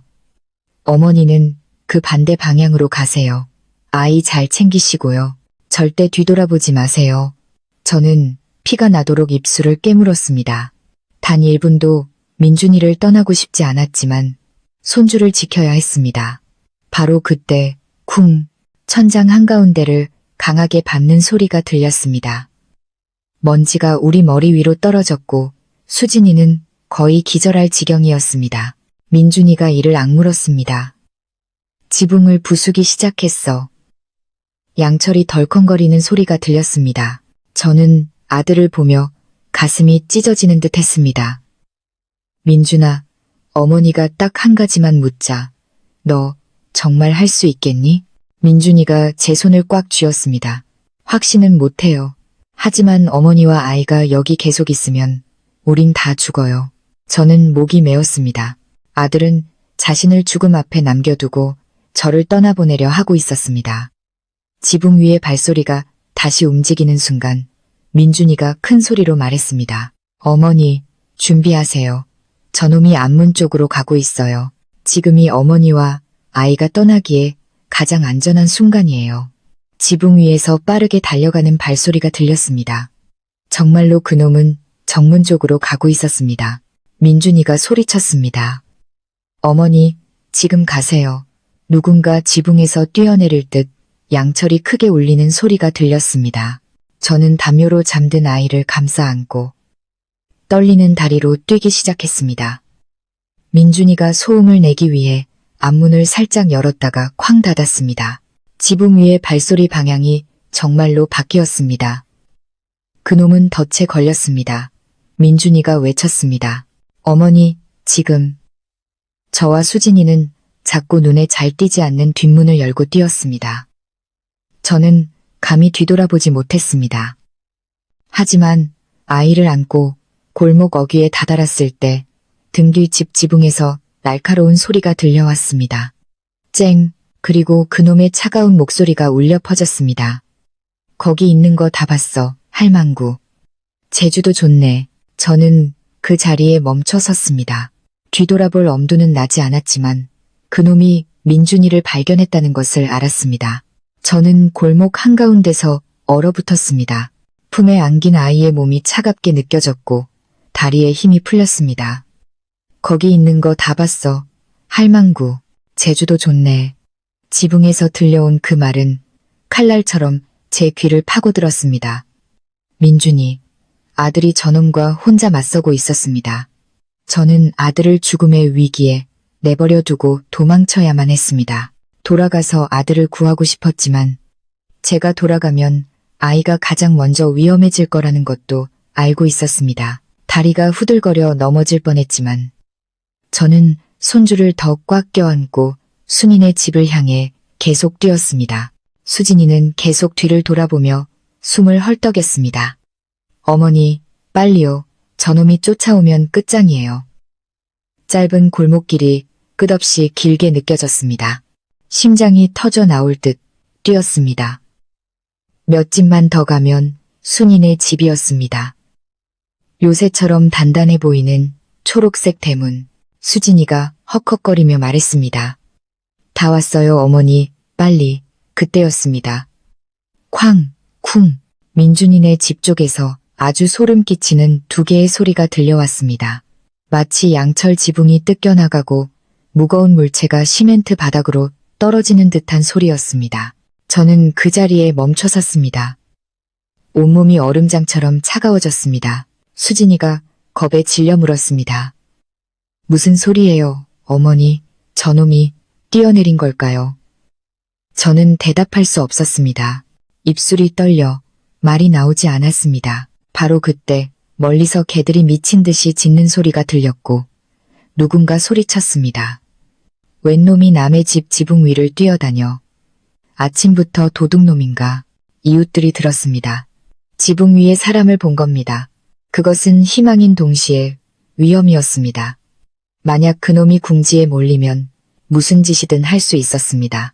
저는 아이를 더 꽉 안고 순인의 대문을 향해 뛰었습니다. 수진이가 문을 두드렸습니다. 아주머니, 문 좀 열어주세요. 큰일 났어요. 잠시 후 순이 엄마가 아직 잠이 덜 깬 얼굴로 문을 열었습니다. 우리를 보자마자 얼굴이 새파랗게 질렸습니다. 세상에, 얼굴들이 왜 이래. 어서 들어와, 어서. 문이 닫히자마자 저는 거의 주저앉을 뻔했습니다. 온몸이 사시나무처럼 떨렸습니다. 수진이는 머리를 감싸 쥐고 숨을 몰아쉬었습니다. 순이 엄마가 겁에 질려 물었습니다. 무슨 일이야? 민준이는 어디 가고? 저는 제대로 된 문장을 말할 수 없었습니다. 눈은 민준이네 집을 향해 있었고 속은 불타는 것 같았습니다. 민준이가 그놈한테 들켰어. 순이 엄마가 눈을 동그랗게 떴습니다. 그놈이라니. 누구? 저는 떨리는 목소리로 간략하게 설명했습니다. 이야기를 들은 순이 엄마는 얼굴이 하얗게 질려 서둘러 문을 삼중으로 잠갔습니다. 저는 가슴을 부여잡고 거친 숨을 내쉬었습니다. 아주머니, 전화기 좀 빌려주세요. 민준이한테 전화해봐야 해요. 수진이가 제 손을 잡았습니다. 안 돼요, 어머니. 소리 나면 그놈이 민준 씨를 죽일지도 몰라요. 저는 울음을 터뜨렸습니다. 머릿속이 아찔했습니다. 그럼 내 아들이 살았는지 죽었는지 어떻게 알아? 순이 엄마가 떨리는 손으로 물을 따르며 말했습니다. 내가 동네 남자들한테 전화해서 여러 사람이 같이 가보라고 할게. 하지만 그녀가 전화기를 들기도 전에 집안에 불이 픽 꺼졌습니다. 갑작스러운 어둠에 온 집이 잠겼습니다. 제가 비명을 질렀습니다. 아주머니, 정전이에요. 순이 엄마가 작은 손전등을 켰습니다. 아니, 우리 집은 아침에 정전된 적이 없는데 이상하다. 수진이가 떨며 말했습니다. 그놈이야. 그놈이 이 골목 전체 차단기를 내렸어. 아무도 자길 못 보게 하려는 거야. 바로 그때 민준이네 집 쪽에서 철문이 끌리는 소리가 들렸습니다. 금속이 서로 긁히는 느리고 차가운 소리에 온몸에 소름이 돋았습니다. 저는 순이네 집 창문으로 달려가 커튼을 살짝 젖히고 내다봤습니다. 멀지 않은 거리라 민준이 내 대문 앞이 똑똑히 보였습니다. 철문이 살짝 열려 있었고 이웃집 개는 짖으면서도 가까이 다가가지 못하고 뒷걸음질 치고 있었습니다. 그리고 어둠 속에서 검은 모자를 쓴 키 큰 남자가 걸어 나왔습니다. 서두르지도 두려워하지도 도망치지도 않았습니다. 마치 할 일을 다 마친 사람처럼. 하지만 제 영혼을 앗아갈 뻔한 것은 그의 손에 묻은 피였습니다. 손목에서부터 피가 뚝뚝 떨어져 마당을 붉게 물들였습니다. 그 광경을 본 수진이는 입을 막고 비명을 질렀습니다. 세상에, 설마 민준 씨를? 순이 엄마가 소리쳤습니다. 맙소사, 저는 거의 쓰러질 뻔했습니다. 머릿속은 텅 비었고 손발은 풀리고 심장은 누가 쥐어짜는 것 같았습니다. 하지만 제가 울기도 전에 저를 기절하게 만든 일이 벌어졌습니다. 그가 골목으로 몇 걸음 더 나왔는데 그의 뒤로 들려온 것은 민준이가 쓰러지는 소리나 비명 소리가 아니었습니다. 아주 작은 입이 막힌 채 내는 듯한 소리였습니다. 마치 누군가 목이 졸린 채 저항하는 소리. 제가 더듬거리며 말했습니다. 저거 민준이 소리니? 수진이가 떨며 말했습니다. 누가 끌려 나오는 것 같아요. 어머니, 들리세요? 저는 귀를 벽에 바싹 댔습니다. 틀림없었습니다. 컥컥거리는 소리, 마치 남자의 목이 졸린 듯한 소리와 무언가 시멘트 바닥에 끌리는 소리였습니다. 순이 엄마가 울음을 터뜨렸습니다. 세상에, 저놈이 누구를 끌고 나오는 거야? 저는 뛰쳐나가고 싶었습니다. 그쪽으로 달려가 아들을 되찾고 싶었습니다. 하지만 문은 삼중으로 잠겨 있었고 순이 엄마는 제 팔을 꽉 잡고 고개를 저었습니다. 나가면 안 돼. 다 죽어. 저는 부서지는 목소리로 울부짖었습니다. 내 아들 민준이가 저기 있는데 저놈한테 끌려가고 있단 말이야. 하지만 수진이가 벽에 귀를 댄 채 제 심장을 튀게 하는 말을 했습니다. 아니에요. 저 소리 민준 씨 목소리랑 달라요. 저는 멈칫했습니다. 그럼 누구? 바로 그때 쿵! 민준이네 대문 앞에서 아주 큰 소리가 났습니다. 마치 누군가 땅에 세게 내동댕이 쳐진 것 같았습니다. 저는 흐느끼며 울었습니다. 하느님, 제 아들 좀 살려주세요. 하지만 수진이는 여전히 떨리면서도 확신에 찬 목소리로 말했습니다. 어머니, 민준 씨 아니에요. 저건 다른 남자 목소리예요. 저는 깜짝 놀라 심장이 마구 뛰었습니다. 그리고 또 다른 소리가 들렸습니다. 마당이 아닌 민준이네 집 안에서 나는 소리였습니다. 쿵, 쾅, 쿵. 마치 누군가 격렬하게 몸싸움을 하는 소리였습니다. 순이 엄마가 겁에 질려 말했습니다. 설마 민준이가 살아있는 거야? 저놈이랑 싸우고 있는 건가? 제 심장이 터질 것 같았습니다. 그리고 바로 그때 민준이네 집안에서 찢어지는 듯한 비명이 울려 퍼졌습니다. 이거 놔. 남자의 목소리였지만 민준이의 목소리도 빚쟁이의 목소리도 아니었습니다. 다른 목소리, 다른 사람, 우리가 그 집에 존재한다는 사실조차 몰랐던 또 다른 사람이었습니다. 이거 놔. 아들네 집에서 울려 퍼진 그 비명은 날카로운 칼날처럼 제 심장을 베는 듯 했습니다. 하지만 제 머리털을 곤두서게 한 것은 그것이 민준이의 목소리가 아니었다는 점입니다. 민준이도 빚쟁이도 아닌 또 다른 남자, 목이 졸린 듯 쉬고 거친 낯선 목소리였습니다. 온몸에 식은땀이 흘렀습니다. 순이 엄마는 겁에 질려 얼굴이 하얘졌습니다. 세상에, 민준이네 집에 사람이 더 있었던 거야? 수진이는 머리를 감싸쥐고 제대로 서 있지도 못했습니다. 아니, 그럴 리가 없어요. 어머니, 저 맹세코 다른 사람은 몰라요. 저놈 하나뿐이었어요. 저는 수진이의 팔을 붙잡고 애써 평정을 유지하려 했습니다. 진정해. 그럼 저 세 번째 사람은 어디서 나온 거니? 왜 집안에서 소리가 나는 거야? 순이 엄마가 떨며 저를 뒤로 끌었습니다. 잠깐, 저것들 싸우고 있어. 얼굴 내밀지 마. 우리는 숨을 죽이고 귀를 기울였습니다. 쿵! 무거운 물체가 벽에 부딪히는 소리. 이어서 유리병이 깨지는 요란한 소리가 들렸습니다. 그리고 신음 소리, 바로 그 빚쟁이의 목소리였습니다. 저는 그의 목소리를 알아들었습니다. 이 자식이 언제부터 여기 숨어 있었어? 그러자 낯선 남자의 목소리가 소리쳤습니다. 난 나가야 해. 가게 해줘. 그는 싸우는 사람이라기보다는 오랫동안 갇혀 있다가 공포에 질린 사람 같았습니다. 번개처럼 스쳐 지나가는 한 가지 진실에 제 목덜미에서 등까지 식은땀이 흘렀습니다. 이 세 번째 남자는 그의 공범이 아니라 우리 집에 갇혀있던 사람이었습니다.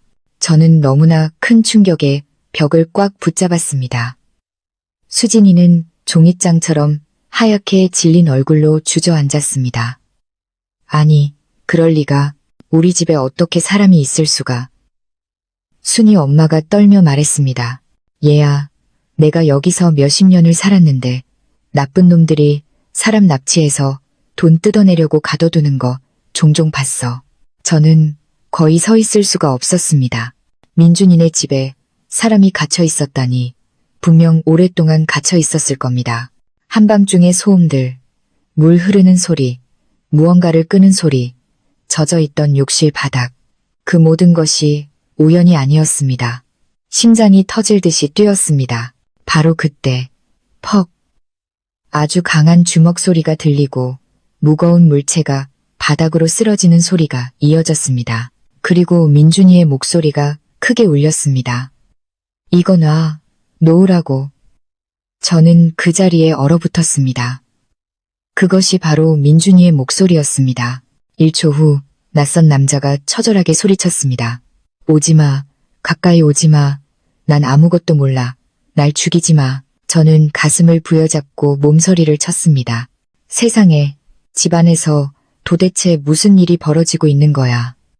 순이 엄마가 작은 창문 틈으로 조심스럽게 내다봤습니다. 저도 바싹 다가가 밖을 보았습니다. 그리고 우리는 보았습니다. 민준이네 대문 앞 골목에서 그 빚쟁이가 한 남자를 질질 끌고 있었습니다. 그 남자는 손이 묶이고 입에는 테이프가 붙여져 있었으며 옷은 갈기갈기 찢어져 있었습니다. 얼굴은 마치 일주일 내내 맞은 것처럼 멍투성이었습니다. 그 광경을 본 수진이가 비명을 질렀습니다. 세상에, 누구예요, 저 사람. 저는 온몸이 떨렸습니다. 이 사람은 누구지? 순이 엄마가 손으로 입을 막았습니다. 아무래도 저놈이 며칠 전부터 민준이네 집에 저 사람을 가둬뒀었나 봐.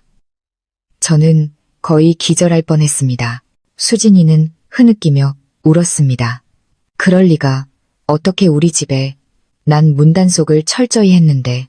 저는 며느리에게 돌아섰습니다. 너 매일 밤늦게까지 깨어 있었지. 어떤 날은 깜빡 잠들기도 하고 어떤 날은 물 마시러 부엌에 내려가기도 하고 정말로 모든 문을 다 잠갔다고 확신할 수 있니? 수진이의 얼굴이 갑자기 굳어졌습니다. 저는 수진이가 확신하지 못한다는 것을 알아차렸습니다.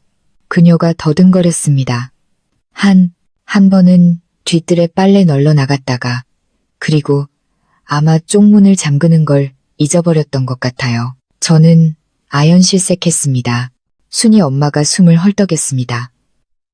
세상에 그런 문은 낡아서 따기도 쉬운데 저놈들이 언제 들어왔는지 네가 어떻게 알겠니? 수진이가 흐느끼는 동안 민준이네 집안에서 또다시 외침이 들렸습니다. 민준아, 민준아, 조심해. 그놈 칼 들었어. 제가 저도 모르게 소리쳤습니다. 세상에, 누구야? 누가 소리치는 거지? 그 목소리는 민준이의 것도 묶인 남자의 것도 아니었습니다. 또 다른 목소리였습니다. 마치 누군가 집 안 깊은 곳에서 달려나와 경고하는 듯 했습니다. 저는 더 이상 서 있을 수가 없었습니다. 민준이네 집에는 한 명만 갇혀 있던 게 아니었습니다. 더 많거나 아니면 갇혔던 사람이 탈출해서 집 안을 헤매고 있는지도 모를 일이었습니다. 그 혼란 속에서 빚쟁이가 붉어진 눈으로 소리쳤습니다. 어떤 놈이든 또 도망치면 다 죽여버리겠어. 그는 피 묻은 손으로 칼을 치켜들었습니다. 저는 그 광경을 보고 넋이 나갈 것 같았습니다. 수진이는 머리를 감싸쥐고 소리도 내지 못할 정도로 떨었습니다. 어머니, 어머니, 저 죽을 것 같아요. 제가 온 집안을 망쳤어요. 제가 수진이의 어깨를 잡고 최대한 침착한 목소리를 유지하려 애썼습니다. 수진아, 어머니 눈 똑바로 봐. 그녀가 눈물범벅이 된 얼굴을 들었습니다. 저는 아주 천천히 그리고 또렷하게 말했습니다. 어머니한테 말해. 네가 낮에 저놈을 집 안으로 들인 적이 있니? 단 한 번이라도. 수진이는 마치 전곡을 찔린 사람처럼 몸을 움츠렸습니다. 잠시 침묵이 흐른 뒤 그녀는 주저앉아 흐느끼기 시작했습니다. 한 번, 그 사람이 너무 협박해서, 너무 무서워서 이웃들 볼까봐 안에서 따로 얘기하려고 들여보냈어요. 제가 소리쳤습니다. 세상에, 수진아, 네가 저놈을 집에 들였으면 그놈이 누구를 숨기고 싶어도 숨길 수 있었을 거 아냐. 수진이는 완전히 주저앉아 기절할 듯 울었습니다. 몰랐어요. 우리 집에 사람을 숨긴 줄은 정말 몰랐어요. 전 그냥 빚만 갚고 싶었을 뿐이에요. 저놈이 그런 끔찍한 짓을 하는 줄은. 저는 떨리는 손으로 테이블을 짚었습니다. 이제 끝이었습니다. 그놈은 민준이네 집을 사람을 숨기는 아지트로 삼았던 겁니다. 순이 엄마가 울음을 터뜨렸습니다. 얘야, 민준이가 죽으면 어떡해? 누가 걔를 구해줘? 저는 소리치고 뛰쳐나가고 모든 것을 무릅쓰고 아들에게 달려가고 싶었습니다. 바로 그때 쾅, 쿵. 민준이네 앞문이 박살나듯 열렸습니다. 두 개의 그림자가 마당으로 뒹굴며 쓰러졌습니다. 짐승처럼 뒤엉켜 싸우고 있었습니다. 그중 하나는 바로 민준이었습니다. 저는 비명을 질렀습니다. 심장이 ඈ는 것 같았습니다. 민준아, 민준이는 팔을 붙잡고 있었고 얼굴은 피멍이 들어 있었습니다. 그가 간신히 몸을 일으키자 빚쟁이가 손에 번쩍이는 칼을 들고 덤벼들었습니다. 수진이는 주저앉은 채 소리쳤습니다. 여보, 도망쳐. 하지만 민준이는 도망치지 않았습니다. 그는 근처에 있던 나무 토막을 집어들고 몸을 돌려 칼을 막아냈습니다. 쨍! 하고 쇠 부딪히는 소리가 울렸습니다. 그 짧은 몇 초 동안 저는 민준이의 눈을 똑똑히 보았습니다. 공포에 질린 눈도 절망에 빠진 눈도 아니었습니다. 가족을 지키기 위해 죽음을 각오한 남자의 눈이었습니다. 온몸이 떨렸지만 다음 순간 내 아들이 눈앞에서 죽을 수도 있다는 것을 알았습니다. 그리고 바로 그때 빚쟁이가 칼을 치켜들고 찌르려던 순간 골목 어귀에서 날카로운 경찰 사이렌 소리가 울려 퍼졌습니다. 온 동네가 환해지며 경찰차가 골목으로 돌진해 들어왔습니다. 빚쟁이가 깜짝 놀라 돌아봤습니다. 민준이는 피를 흘리며 거친 숨을 몰아쉬었지만 그의 눈은 희망으로 빛나고 있었습니다. 제가 소리쳤습니다. 경찰이 왔어. 내 아들 좀 살려주세요. 경찰 사이렌 소리가 공포로 가득 찬 공기를 가르며 골목을 찢을 듯 울렸습니다. 온 동네가 환해지고 이웃들이 놀라 문을 열고 뛰쳐나왔습니다. 빚쟁이는 휙 돌아섰습니다. 그의 눈은 핏발이 선 채 증오로 가득했습니다. 그는 경찰이 이렇게 빨리 올 줄은 몰랐을 겁니다. 민준이는 그 틈을 타 피와 땀으로 얼룩진 나무 토막을 짚고 간신히 몸을 일으켰습니다. 저는 그의 다리가 떨리고 얼굴이 창백하며 피가 목으로 흘러내리는 것을 보았습니다. 순이네 집 안에서 수진이가 울부짖었습니다. 여보 조심해. 빚쟁이는 민준이네 집으로 다시 뛰어들어가 도망칠 길을 찾으려 했습니다. 하지만 민준이는 이미 예상하고 있었습니다. 그가 문을 가로막고 한 글자 한 글자 힘주어 말했습니다. 넌 도망 못 가. 그가 궁지에 몰린 짐승처럼 으르렁거렸습니다. 비켜. 그는 칼을 휘둘렀습니다. 민준이가 나무 토막으로 막아냈습니다. 쨍 하는 차가운 충돌음에 제 심장이 철렁했습니다. 나무 토막은 쩍 갈라졌고 칼날은 민준이의 목에서 불과 몇 센티미터 앞에서 멈췄습니다. 바로 그때 쾅! 민준이네 대문이 경찰에 의해 박살났습니다. 3명의 경찰관이 뛰어들어왔습니다. 2명은 진압봉을, 1명은 방패를 들고 있었습니다. 빚쟁이는 반박자 늦게 멈칫했습니다. 칼 내려놔. 저항하지 마. 무기 버려. 그놈은 휙 돌아섰지만 흉포한 본성 때문에 항복하지 않았습니다. 그는 낮은 담벼락 위로 뛰어올라 옆집으로 넘어가려 했습니다. 하지만 그가 담벼락 끝을 잡는 순간 퍽! 한 경찰관이 던진 포박줄이 그의 다리를 휘감았습니다. 그는 시멘트 바닥으로 떨어지며 어깨를 부딪혔습니다.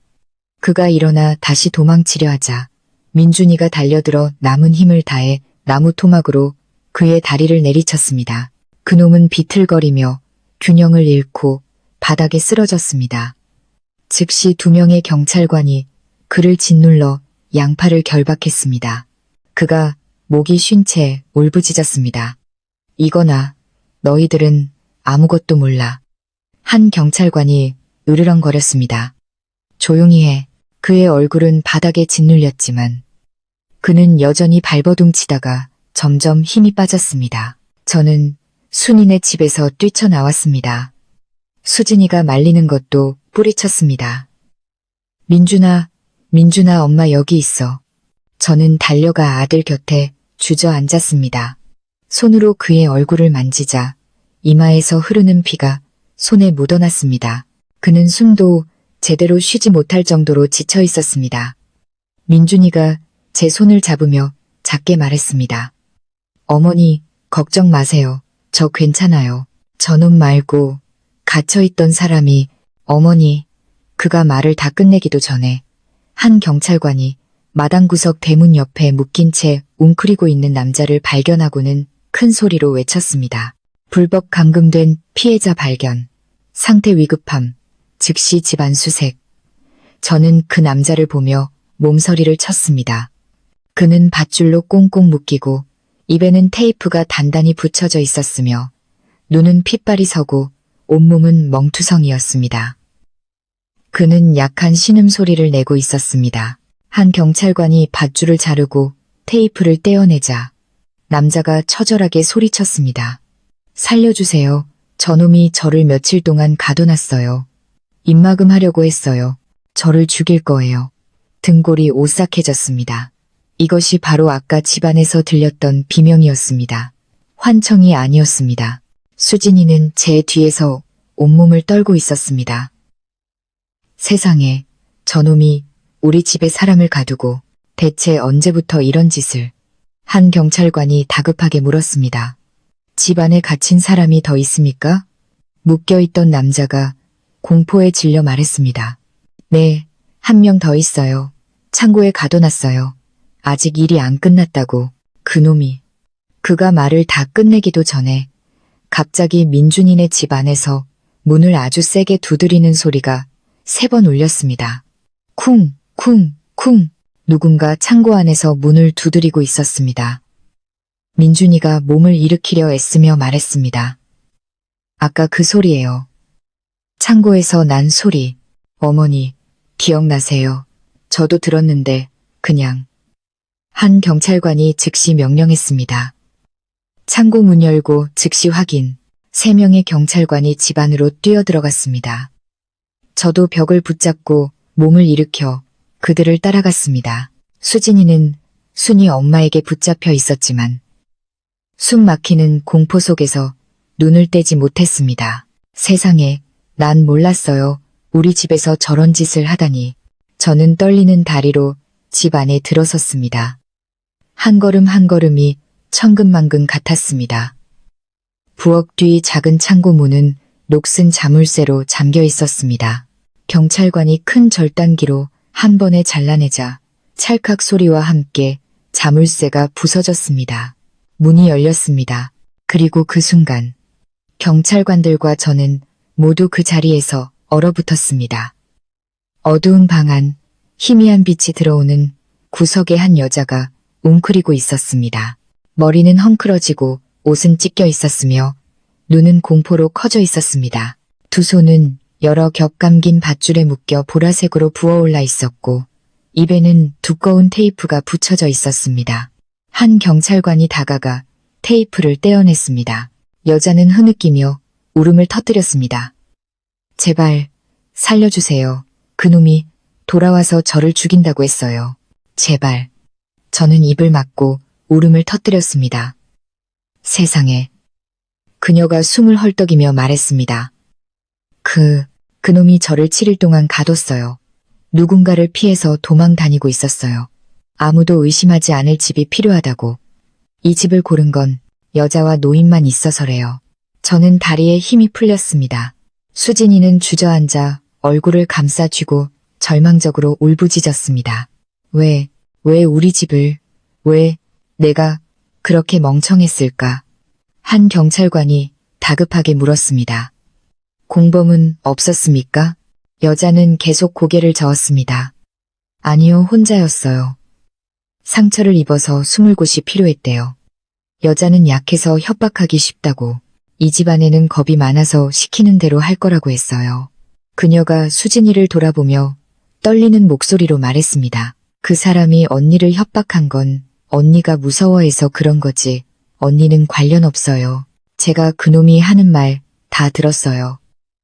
수진이는 바닥에 주저앉아 울음을 터뜨렸습니다. 몰랐어요. 전 그냥 너무 무서웠을 뿐이에요. 저는 며느리의 어깨를 감쌌습니다. 뺨이라도 때리고 싶을 만큼 화가 났지만 이 광경을 보니 한숨만 나왔습니다. 그저 교활한 놈에게 속아 넘어간 어리석은 사람일 뿐이었습니다. 경찰관이 제 어깨에 손을 얹고 진지하게 말했습니다. 어머님, 진정하십시오. 이 집은 이용당한 겁니다. 가족분들 잘못이 아닙니다. 저희가 보호해드리겠습니다. 저는 여전히 떨고 있었습니다. 민준이는, 내 아들은. 바로 그때 구급차 사이렌 소리가 골목으로 들어왔습니다. 2명의 구급대원이 달려와 벽에 기대앉아 있는 민준이를 부축했습니다. 머리에서 어깨까지 피가 흘러내리고 있었습니다. 제가 달려갔습니다. 아들아, 민준아. 민준이가 지친 얼굴을 들었지만 옅게 미소 지었습니다. 어머니, 저 살아있어요. 걱정 마세요. 그는 수진이를 보았습니다. 여보, 당신 죄 없어. 당신이 무서워서 그런 거 알아. 저놈이 당신을 이용한 거야. 수진이는 주저앉아 어린아이처럼 울었습니다. 미안해요. 내가 잘못했어요, 여보. 경찰이 빚쟁이에게 수갑을 채워 끌고 갔습니다. 그는 여전히 소리쳤습니다. 너희들은 몰라. 난 조종당했을 뿐이야. 시키는 대로 했을 뿐이라고. 나 혼자가 아니야. 하지만 경찰관이 소리쳤습니다. 닥쳐. 조사는 나중에 해. 저는 민준이를 끌어안았습니다. 눈물이 폭포수처럼 흘렀지만 마음속에는 여전히 불타는 질문 하나가 남아 있었습니다. 만약 그가 시키는 대로 했을 뿐이라면 그 배후에 있는 자는 누구일까? 그리고 다시 돌아올까? 빚쟁이는 완전히 제압되었습니다. 경찰이 그의 손발을 묶어 차에 태웠습니다. 그는 여전히 분노에 찬 목소리로 발버둥치며 소리쳤습니다. 너희들 나 하나 잡았다고 끝난 줄 알아? 난 그냥 시키는 대로 했을 뿐이야. 내 뒤에 있는 놈은 훨씬 더 무서운 놈이라고. 경찰관이 그의 머리를 누르며 차문을 쾅 닫았지만 그의 목소리는 여전히 문틈으로 새어나왔습니다. 마치 칼날처럼 제 뇌리에 박혔습니다. 그놈은 아직 일이 안 끝났어. 반드시 올 거야. 온몸이 차가워졌습니다. 옆에 서 있던 순이 엄마는 얼굴이 새파랗게 질렸습니다. 세상에 저놈 소리 지르는 것 좀 봐. 설마 또 다른 놈이 있다는 거야? 수진이는 얼굴을 감싸쥐고 울었습니다. 눈물이 핏방울처럼 손등에 떨어졌습니다. 하느님, 제가 왜 이렇게 바보 같았을까요? 왜 저런 놈을 집에 들였을까요? 세상에, 제가 그녀의 어깨를 꽉 잡았습니다. 수진아, 어머니 말 들어. 내가 어리석었던 건 사실이지만 이미 벌어진 일이야. 이제 와서 탓할 시간 없어. 민준이부터 살려야지. 바로 그때 민준이가 들것에 실렸습니다. 그가 제 손을 잡았습니다. 목소리는 약했지만 여전히 평정을 유지하려 애썼습니다. 어머니, 울지 마세요. 저 괜찮아요. 아이 좀 잘 봐주세요. 저는 피 묻은 그의 손을 잡았습니다. 엄마 여기 있어. 아무데도 안 가. 힘내, 아들. 민준이가 몸을 조금 일으켜 수진이를 보았습니다. 자책하지 마. 내가 한 일은 나중에 어머니한테 실컷 혼나고 지금은 나랑 어머니를 위해서라도 정신 차려. 가벼운 말이었지만 그 속에는 깊은 실망감과 아내에 대한 안타까움이 담겨 있어 가슴이 아팠습니다. 수진이는 흐느끼며 들것 옆에 무릎을 꿇었습니다. 미안해요. 다시는 누구와도 엮이지 않을게요. 미안해요, 여보. 경찰관이 신호를 보냈습니다. 즉시 병원으로 이송하세요. 머리 상처가 깊어 봉합해야 합니다. 저는 민준이를 따라 차에 타려 했습니다. 하지만 막 올라서려는 순간 한 경찰관이 저를 불렀습니다. 어머님, 잠깐만요. 저는 심장이 쿵 내려앉는 것을 느끼며 돌아봤습니다. 무슨 일이시죠? 그 경찰관의 얼굴은 굳어 있었고 목소리는 낮았습니다. 어머님께 여쭤볼 게 있습니다. 어젯밤 새벽 2시에 욕실에서 남자 목소리를 들었다고 하셨죠? 저는 침을 삼켰습니다. 네, 그림자 2개를 보셨고요. 그놈과 며느님이었습니다. 그리고 그놈 말고 다른 남자 목소리가 있었다고 확신하십니까? 저는 똑똑히 기억했습니다. 아주 작은 속삭임. 단호하게 그놈의 목소리가 아니었습니다. 저는 강하게 고개를 끄덕였습니다. 네, 맞아요. 한 명이 아니라 2사람 목소리를 들었어요. 경찰관이 미간을 찌푸렸습니다. 그렇다면 그 남자는 집안에 갇혀있던 2사람이 아닙니다. 2 피해자는 체포된 순간부터 창고나 복도를 나온 적이 없다고 확인했습니다. 아무도 욕실에 가지 않았습니다. 저는 마치 전기에 감전된 것 같았습니다. 제가 내뱉었습니다. 그럼 그 3번째 남자는 누구죠? 경찰관이 아주 천천히 말했습니다. 어머님이 묘사하신 특징이 2 피해자와 일치하지 않습니다. 즉, 어머님은 그날 밤 제3의 인물을 보신 겁니다. 손톱 끝까지 떨려왔습니다. 세상에, 제가 본 그 키 크고 덩치 좋은 남자가 그놈이 아니었다고요? 경찰관이 고개를 끄덕였습니다. 더 기억나는 거 없으십니까? 심장이 조여왔습니다. 공포 속에서 잊고 있던 기억 하나가 사진처럼 선명하게 떠올랐습니다. 그날 밤 경찰이 돌아간 후에 수진이 방문이 살짝 열려 있었는데 회색 남성용 외투가 보였어요. 민준이 것도 아니고 그놈 것도 아니었어요. 저는 떨었습니다. 설마 집안에 그놈 말고 다른 남자가 또 있었단 말이에요. 경찰관은 잠시 멈칫하더니 제가 평생 잊지 못할 말을 했습니다. 만약 그게 사실이라면 그 사람이 바로 배우이고 아직 잡히지 않았다는 뜻입니다. 온몸이 얼어붙었습니다. 그때 동네 확성기에서 소리가 울려 퍼졌습니다. 여러분, 골목 끝으로 도망치는 낯선 사람이 있습니다. 회색 옷을 입고 있어요. 그 말을 듣고 혼이 빠져나가는 것 같았습니다. 회색 옷, 제가 수진이 방에서 본 그 외투와 똑같았습니다. 저는 경찰관의 어깨를 잡았습니다. 목소리가 떨려 제 목소리 같지도 않았습니다. 그놈이 아직 이 근처에 있어요. 아직 안 잡혔어요. 경찰관이 즉시 소리쳤습니다. 골목 봉쇄, 조를 나눠 추격하라. 제2용의자가 도주 중이다. 온 동네가 아수라장이 되었습니다. 문을 닫는 사람, 몽둥이를 든 사람, 지원 요청하러 달려가는 사람. 수진이는 거의 기절할 뻔했고 순이 엄마가 부축해야 했습니다. 세상에 대체 무슨 놈들을 집에 들인 거야. 저는 극심한 혼란에 빠졌습니다.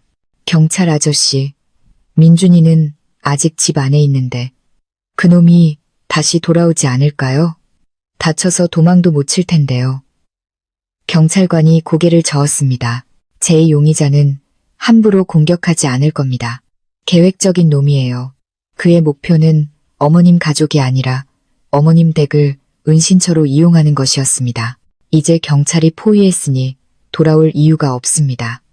저는 거친 숨을 몰아쉬며 간신히 평정을 찾으려 애썼습니다. 구급차가 시동을 걸었습니다. 민준이가 지친 몸으로 제 손을 잡았습니다. 어머니, 저랑 같이 가요. 저는 눈물을 닦았습니다. 엄마 여기 있어. 이제 널 떠나지 않을 거야. 하지만 차가 막 출발하려던 순간 골목 어귀에서 날카로운 외침이 들렸습니다. 잡았다. 회색 옷 입은 놈이 지붕 위로 가방을 던졌어. 심장이 붙는 것 같았습니다. 가방이라니 무슨 가방? 한 이웃 아저씨가 헐레벌떡 달려와 숨을 몰아쉬며 말했습니다. 저놈이 저쪽 집 지붕으로 올라가더니 가방을 던지고 다른 지붕으로 뛰어 도망가 버렸어. 경찰관이 물었습니다. 가방은 어디 있습니까? 아저씨가 손가락으로 가리켰습니다. 저기 양철판 아래 그대로 있어요. 한 경찰관이 달려가 가방을 꺼내왔습니다. 먼지투성이의 검은색 천 가방이었습니다. 경찰관이 가방을 열었습니다. 안에는 휴대폰 한 대, 메모가 적힌 종이 뭉치, 그리고 작은 수첩 하나가 들어 있었습니다. 경찰관이 수첩을 펼쳐보더니 얼굴색이 변했습니다. 제가 떨며 물었습니다. 아저씨, 그 안에 뭐가 있어요? 그가 심호흡을 하고 천천히 말했습니다. 그놈이 그동안 감시했던 집들 명단입니다. 범행에 유리한 집, 여자가 사는 집, 남자가 적은 집, 접근하기 쉬운 집. 저는 침을 삼켰습니다. 민준이네. 집도 거기에 있나요? 경찰관이 몇 장을 넘기더니 읽었습니다. 18번지. 여성이 유약하고 남편은 야간 근무. 시어머니는 순해 보여 조종하기 쉬움. 임시 은신처로 사용 가능. 저는 그 자리에 주저앉았습니다. 더 이상 서 있을 힘이 없었습니다. 우리 가족은 오랫동안 그놈들의 표적이었습니다. 경찰관이 저를 보며 진지하게 말했습니다. 어머님, 진정하십시오. 이건 명백한 증거입니다. 그놈을 잡으면 모든 것이 밝혀질 겁니다. 저는 피가 나도록 입술을 깨물었습니다. 민준이는, 내 아들은 저놈들 때문에 거의 죽을 뻔했어요. 경찰관이 제 어깨에 손을 얹었습니다. 어머님, 안심하십시오. 첫 번째 놈은 잡았고 두 번째 놈은 이 지역을 포위했으니 멀리 가지 못했을 겁니다. 하지만 저는 일이 아직 안 끝났다. 다시 돌아올 거다라고 외치던 놈의 목소리를 떠올리며 등골이 서늘해졌습니다. 제가 떨리는 목소리로 물었습니다. 아저씨, 만약 그놈이 일이 안 끝났다고 생각하면 정말 다시 돌아오지 않을까요? 경찰관이 낮은 목소리로 말했습니다. 오늘 밤 저희가 철저히 경비하며 그놈이 어머님 댁에 다시 접근할 기회를 절대로 주지 않겠습니다. 저는 우리 집을 보았습니다. 찌그러진 문, 마당에 가득한 핏자국, 그리고 그 주위를 둘러싼 경찰차 불빛과 이웃들의 겁에 질린 눈빛. 저는 오늘 밤이 결정적인 밤이 될 것임을 깨달았습니다. 저는 민준이를 따라 병원으로 갔습니다. 이마에 7 바늘을 꿰매고 눈은 시퍼렇게 멍든 아들이 침대에 누워있는 모습을 보니 가슴이 미어지는 것 같았습니다. 아팠지만 민준이는 여전히 제 손을 잡고 힘없는 목소리로 말했습니다. 어머니, 저 괜찮아요. 걱정 마세요. 수진이는 침대 발치에 서 있었습니다. 얼굴은 창백하고 눈은 퉁퉁 부어 있었죠. 죄책감 때문에, 그리고 자신의 어리석음이 가족에게 이 끔찍한 밤을 안겨줬다는 것을 알기에 감히 다가오지 못했습니다. 저는 그녀를 한참 보다가 조용히 말했습니다. 이리 오너라. 그녀가 떨었습니다. 어머니께서 저를 원망하실까봐 무서워요. 저는 한숨을 쉬었습니다. 원망은 이미 했다. 하지만 지금 거기 서서 뭘 하겠니? 이리 와서 내 남편 손이라도 잡아줘. 수진이는 다가와 민준이의 손을 잡고 어린아이처럼 울음을 터뜨렸습니다. 미안해요. 내가 당신을 너무 힘들게 했어요. 민준이는 남은 손으로 아내의 머리를 쓰다듬었습니다. 목소리는 약했지만 깊은 정이 담겨 있었습니다. 일부러 그런 거 아닌 거 알아. 무서워서 저놈한테 몰린 거지. 하지만 이제부터는 나한테 아무것도 숨기지 마. 우린 부부잖아. 같이 이겨내야지. 수진이는 고개를 끄덕이며 민준이의 손등 위로 눈물을 떨궜습니다. 약속할게요. 이 세상에서 가장 힘든 일이 생겨도 당신한테는 다 말할게요. 저는 두 사람을 보며 마음이 무거웠습니다. 아주 조금만, 정말 조금만 더 잘못되었더라면 이 가정은 산산조각 났을 겁니다. 오후에 경찰이 다시 민준이네 집 현장으로 돌아와 제게 추가 진술을 요청했습니다. 저는 익숙한 골목으로 돌아갔습니다. 오늘 아침까지만 해도 피와 비명으로 가득했던 곳. 이제는 깨끗하게 치워졌고 철문에 긁힌 자국과 이웃들의 안타까운 시선만이 남아 있었습니다. 한 경찰관이 다가왔습니다. 어머님, 제2 용의자는 골목 안에서 제압했습니다. 지붕에서 뛰어내리다 다쳐서 현재 호송 중입니다. 더 이상 돌아올 걱정은 안 하셔도 됩니다. 저는 가슴을 짓누르던 검은 밤이 거치는 듯한 안도감을 느꼈습니다. 제가 물었습니다. 그놈은 대체 왜 이런 짓들을 한 건가요? 경찰관이 또렷하게 대답했습니다. 수배를 피해 도망 다니던 놈입니다. 다른 지역에서 범죄를 저지르고 이리로 도망쳐 왔습니다. 들키지 않고 숨어 지낼 집이 필요했고 가족들을 협박해 은폐하려 했습니다. 어머님 댁이 우연히 표적이 된 것은 어머님이 인자하시고 며느님이 심약하며 뒷문이 있어 잠입하기 쉬웠기 때문입니다. 저는 할 말을 잃었습니다. 운명도 악연도 아니었습니다. 단지 우리 가족이 평범하고 선량했기 때문에 이용당한 것이었습니다. 제가 물었습니다. 갇혀있던 사람들은요? 경찰관이 말했습니다. 한 명은 공범의 빚을 대신 갚게 하려고 납치한 피해자였고 다른 한 명은 우연히 그놈이 다친 것을 목격했다가 입막음용으로 붙잡힌 사람이었습니다. 두 분 다 지금은 안전합니다. 저는 깊은 한숨을 내쉬었습니다.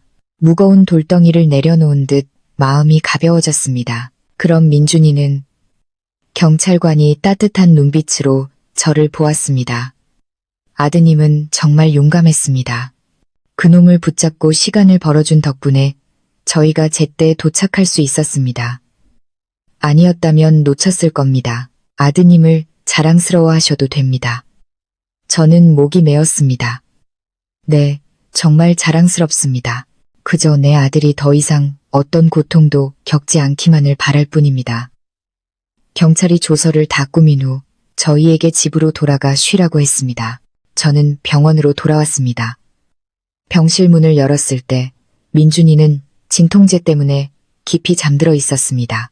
수진이는 침대 가장자리에 앉아 남편의 손을 잡고 있었고 눈은 여전히 붉었습니다. 저는 의자에 앉아 두 아이를 보았습니다. 잠시 후 수진이가 조용히 말했습니다. 어머니, 제가 어리석었다는 거 알아요. 그런데 오늘 밤 생각해보니 제가 무서웠던 건 그놈 때문이 아니라 하마터면 남편을 잃을 뻔했기 때문이었어요. 정말 후회돼요, 어머니. 제가 부드럽게 말했습니다. 잘못을 알았으면 고치면 된다. 중요한 건 이제부터는 정직하고 분명하게 사는 거야. 이 집이 가난할지언정 굶어 죽지는 않아. 하지만 숨기고 두려워하는 것이야말로 가정을 가장 빨리 무너뜨리는 법이란다. 수진이가 고개를 숙였습니다. 네, 명심할게요, 어머니.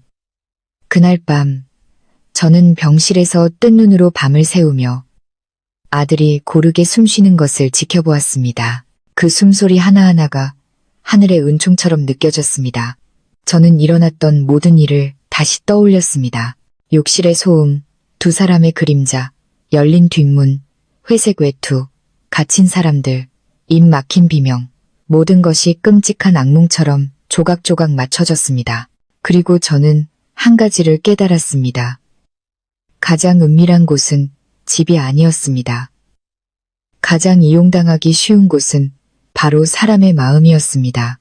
다음 날 아침, 민준이가 깨어나 저와 수진이를 보고 미소 지었습니다. 어머니, 저 내일 며칠 휴가 내서 뒷문부터 고칠 거예요. 이제 우리 집 한 군데도 허술하게 두지 않을 거예요. 제가 고개를 끄덕였습니다. 그래, 집도 단단해야 하지만 사람 마음도 단단해야지. 이제부터 무슨 일이든 서로 말하고 다른 사람이 끼어들 틈을 주지 말자. 수진이도 고개를 끄덕였습니다. 네, 어머니, 저희 이제 알았어요. 두 사람의 말을 듣자 제 마음이 한결 가벼워졌습니다. 저는 모든 재앙에는 뿌리가 있다는 것을, 그리고 이 일의 뿌리는 가난도 불운도 아닌 두려움이었다는 것을 깨달았습니다. 남편을 실망시킬까봐, 체면을 잃을까봐, 협박당할까봐 두려워하는 마음. 그 두려움이 사람을 침묵하게 만들고 침묵은 악의 좋은 먹잇감이 됩니다. 그날 오후 경찰이 병원으로 와 마지막 소식을 전해주었습니다. 두 용의자 모두 체포되었습니다. 모든 피해자는 안전하며 어머님 댁은 더 이상 위험하지 않습니다. 저는 고개 숙여 감사 인사를 드렸습니다. 그날 밤에야 저는 비로소 집으로 돌아갈 용기가 났습니다. 다시 평온을 되찾은 작은 집을 보며 지붕 위로 부는 부드러운 바람 소리를 들으니 이상하게 마음이 따뜻해졌습니다. 더 이상 검은 그림자도 발소리도 단검이나 협박 쪽지도 없었습니다. 오직 가족만이 남았습니다. 온기만이, 그리고 너무나 비쌌지만 꼭 필요했던 교훈만이 남았습니다. 가족은 같은 곳을 바라보고 진실을 말하고 어려움에 함께 맞설 때 가장 강하다는 것. 저는 남편의 사진을 보며 조용히 말했습니다. 여보, 하늘이 도와 우리 가족이 큰 고비를 넘겼어요. 그리고 저는 방으로 들어가 문을 닫고 불을 껐습니다. 마음이 안개처럼 가벼워졌습니다.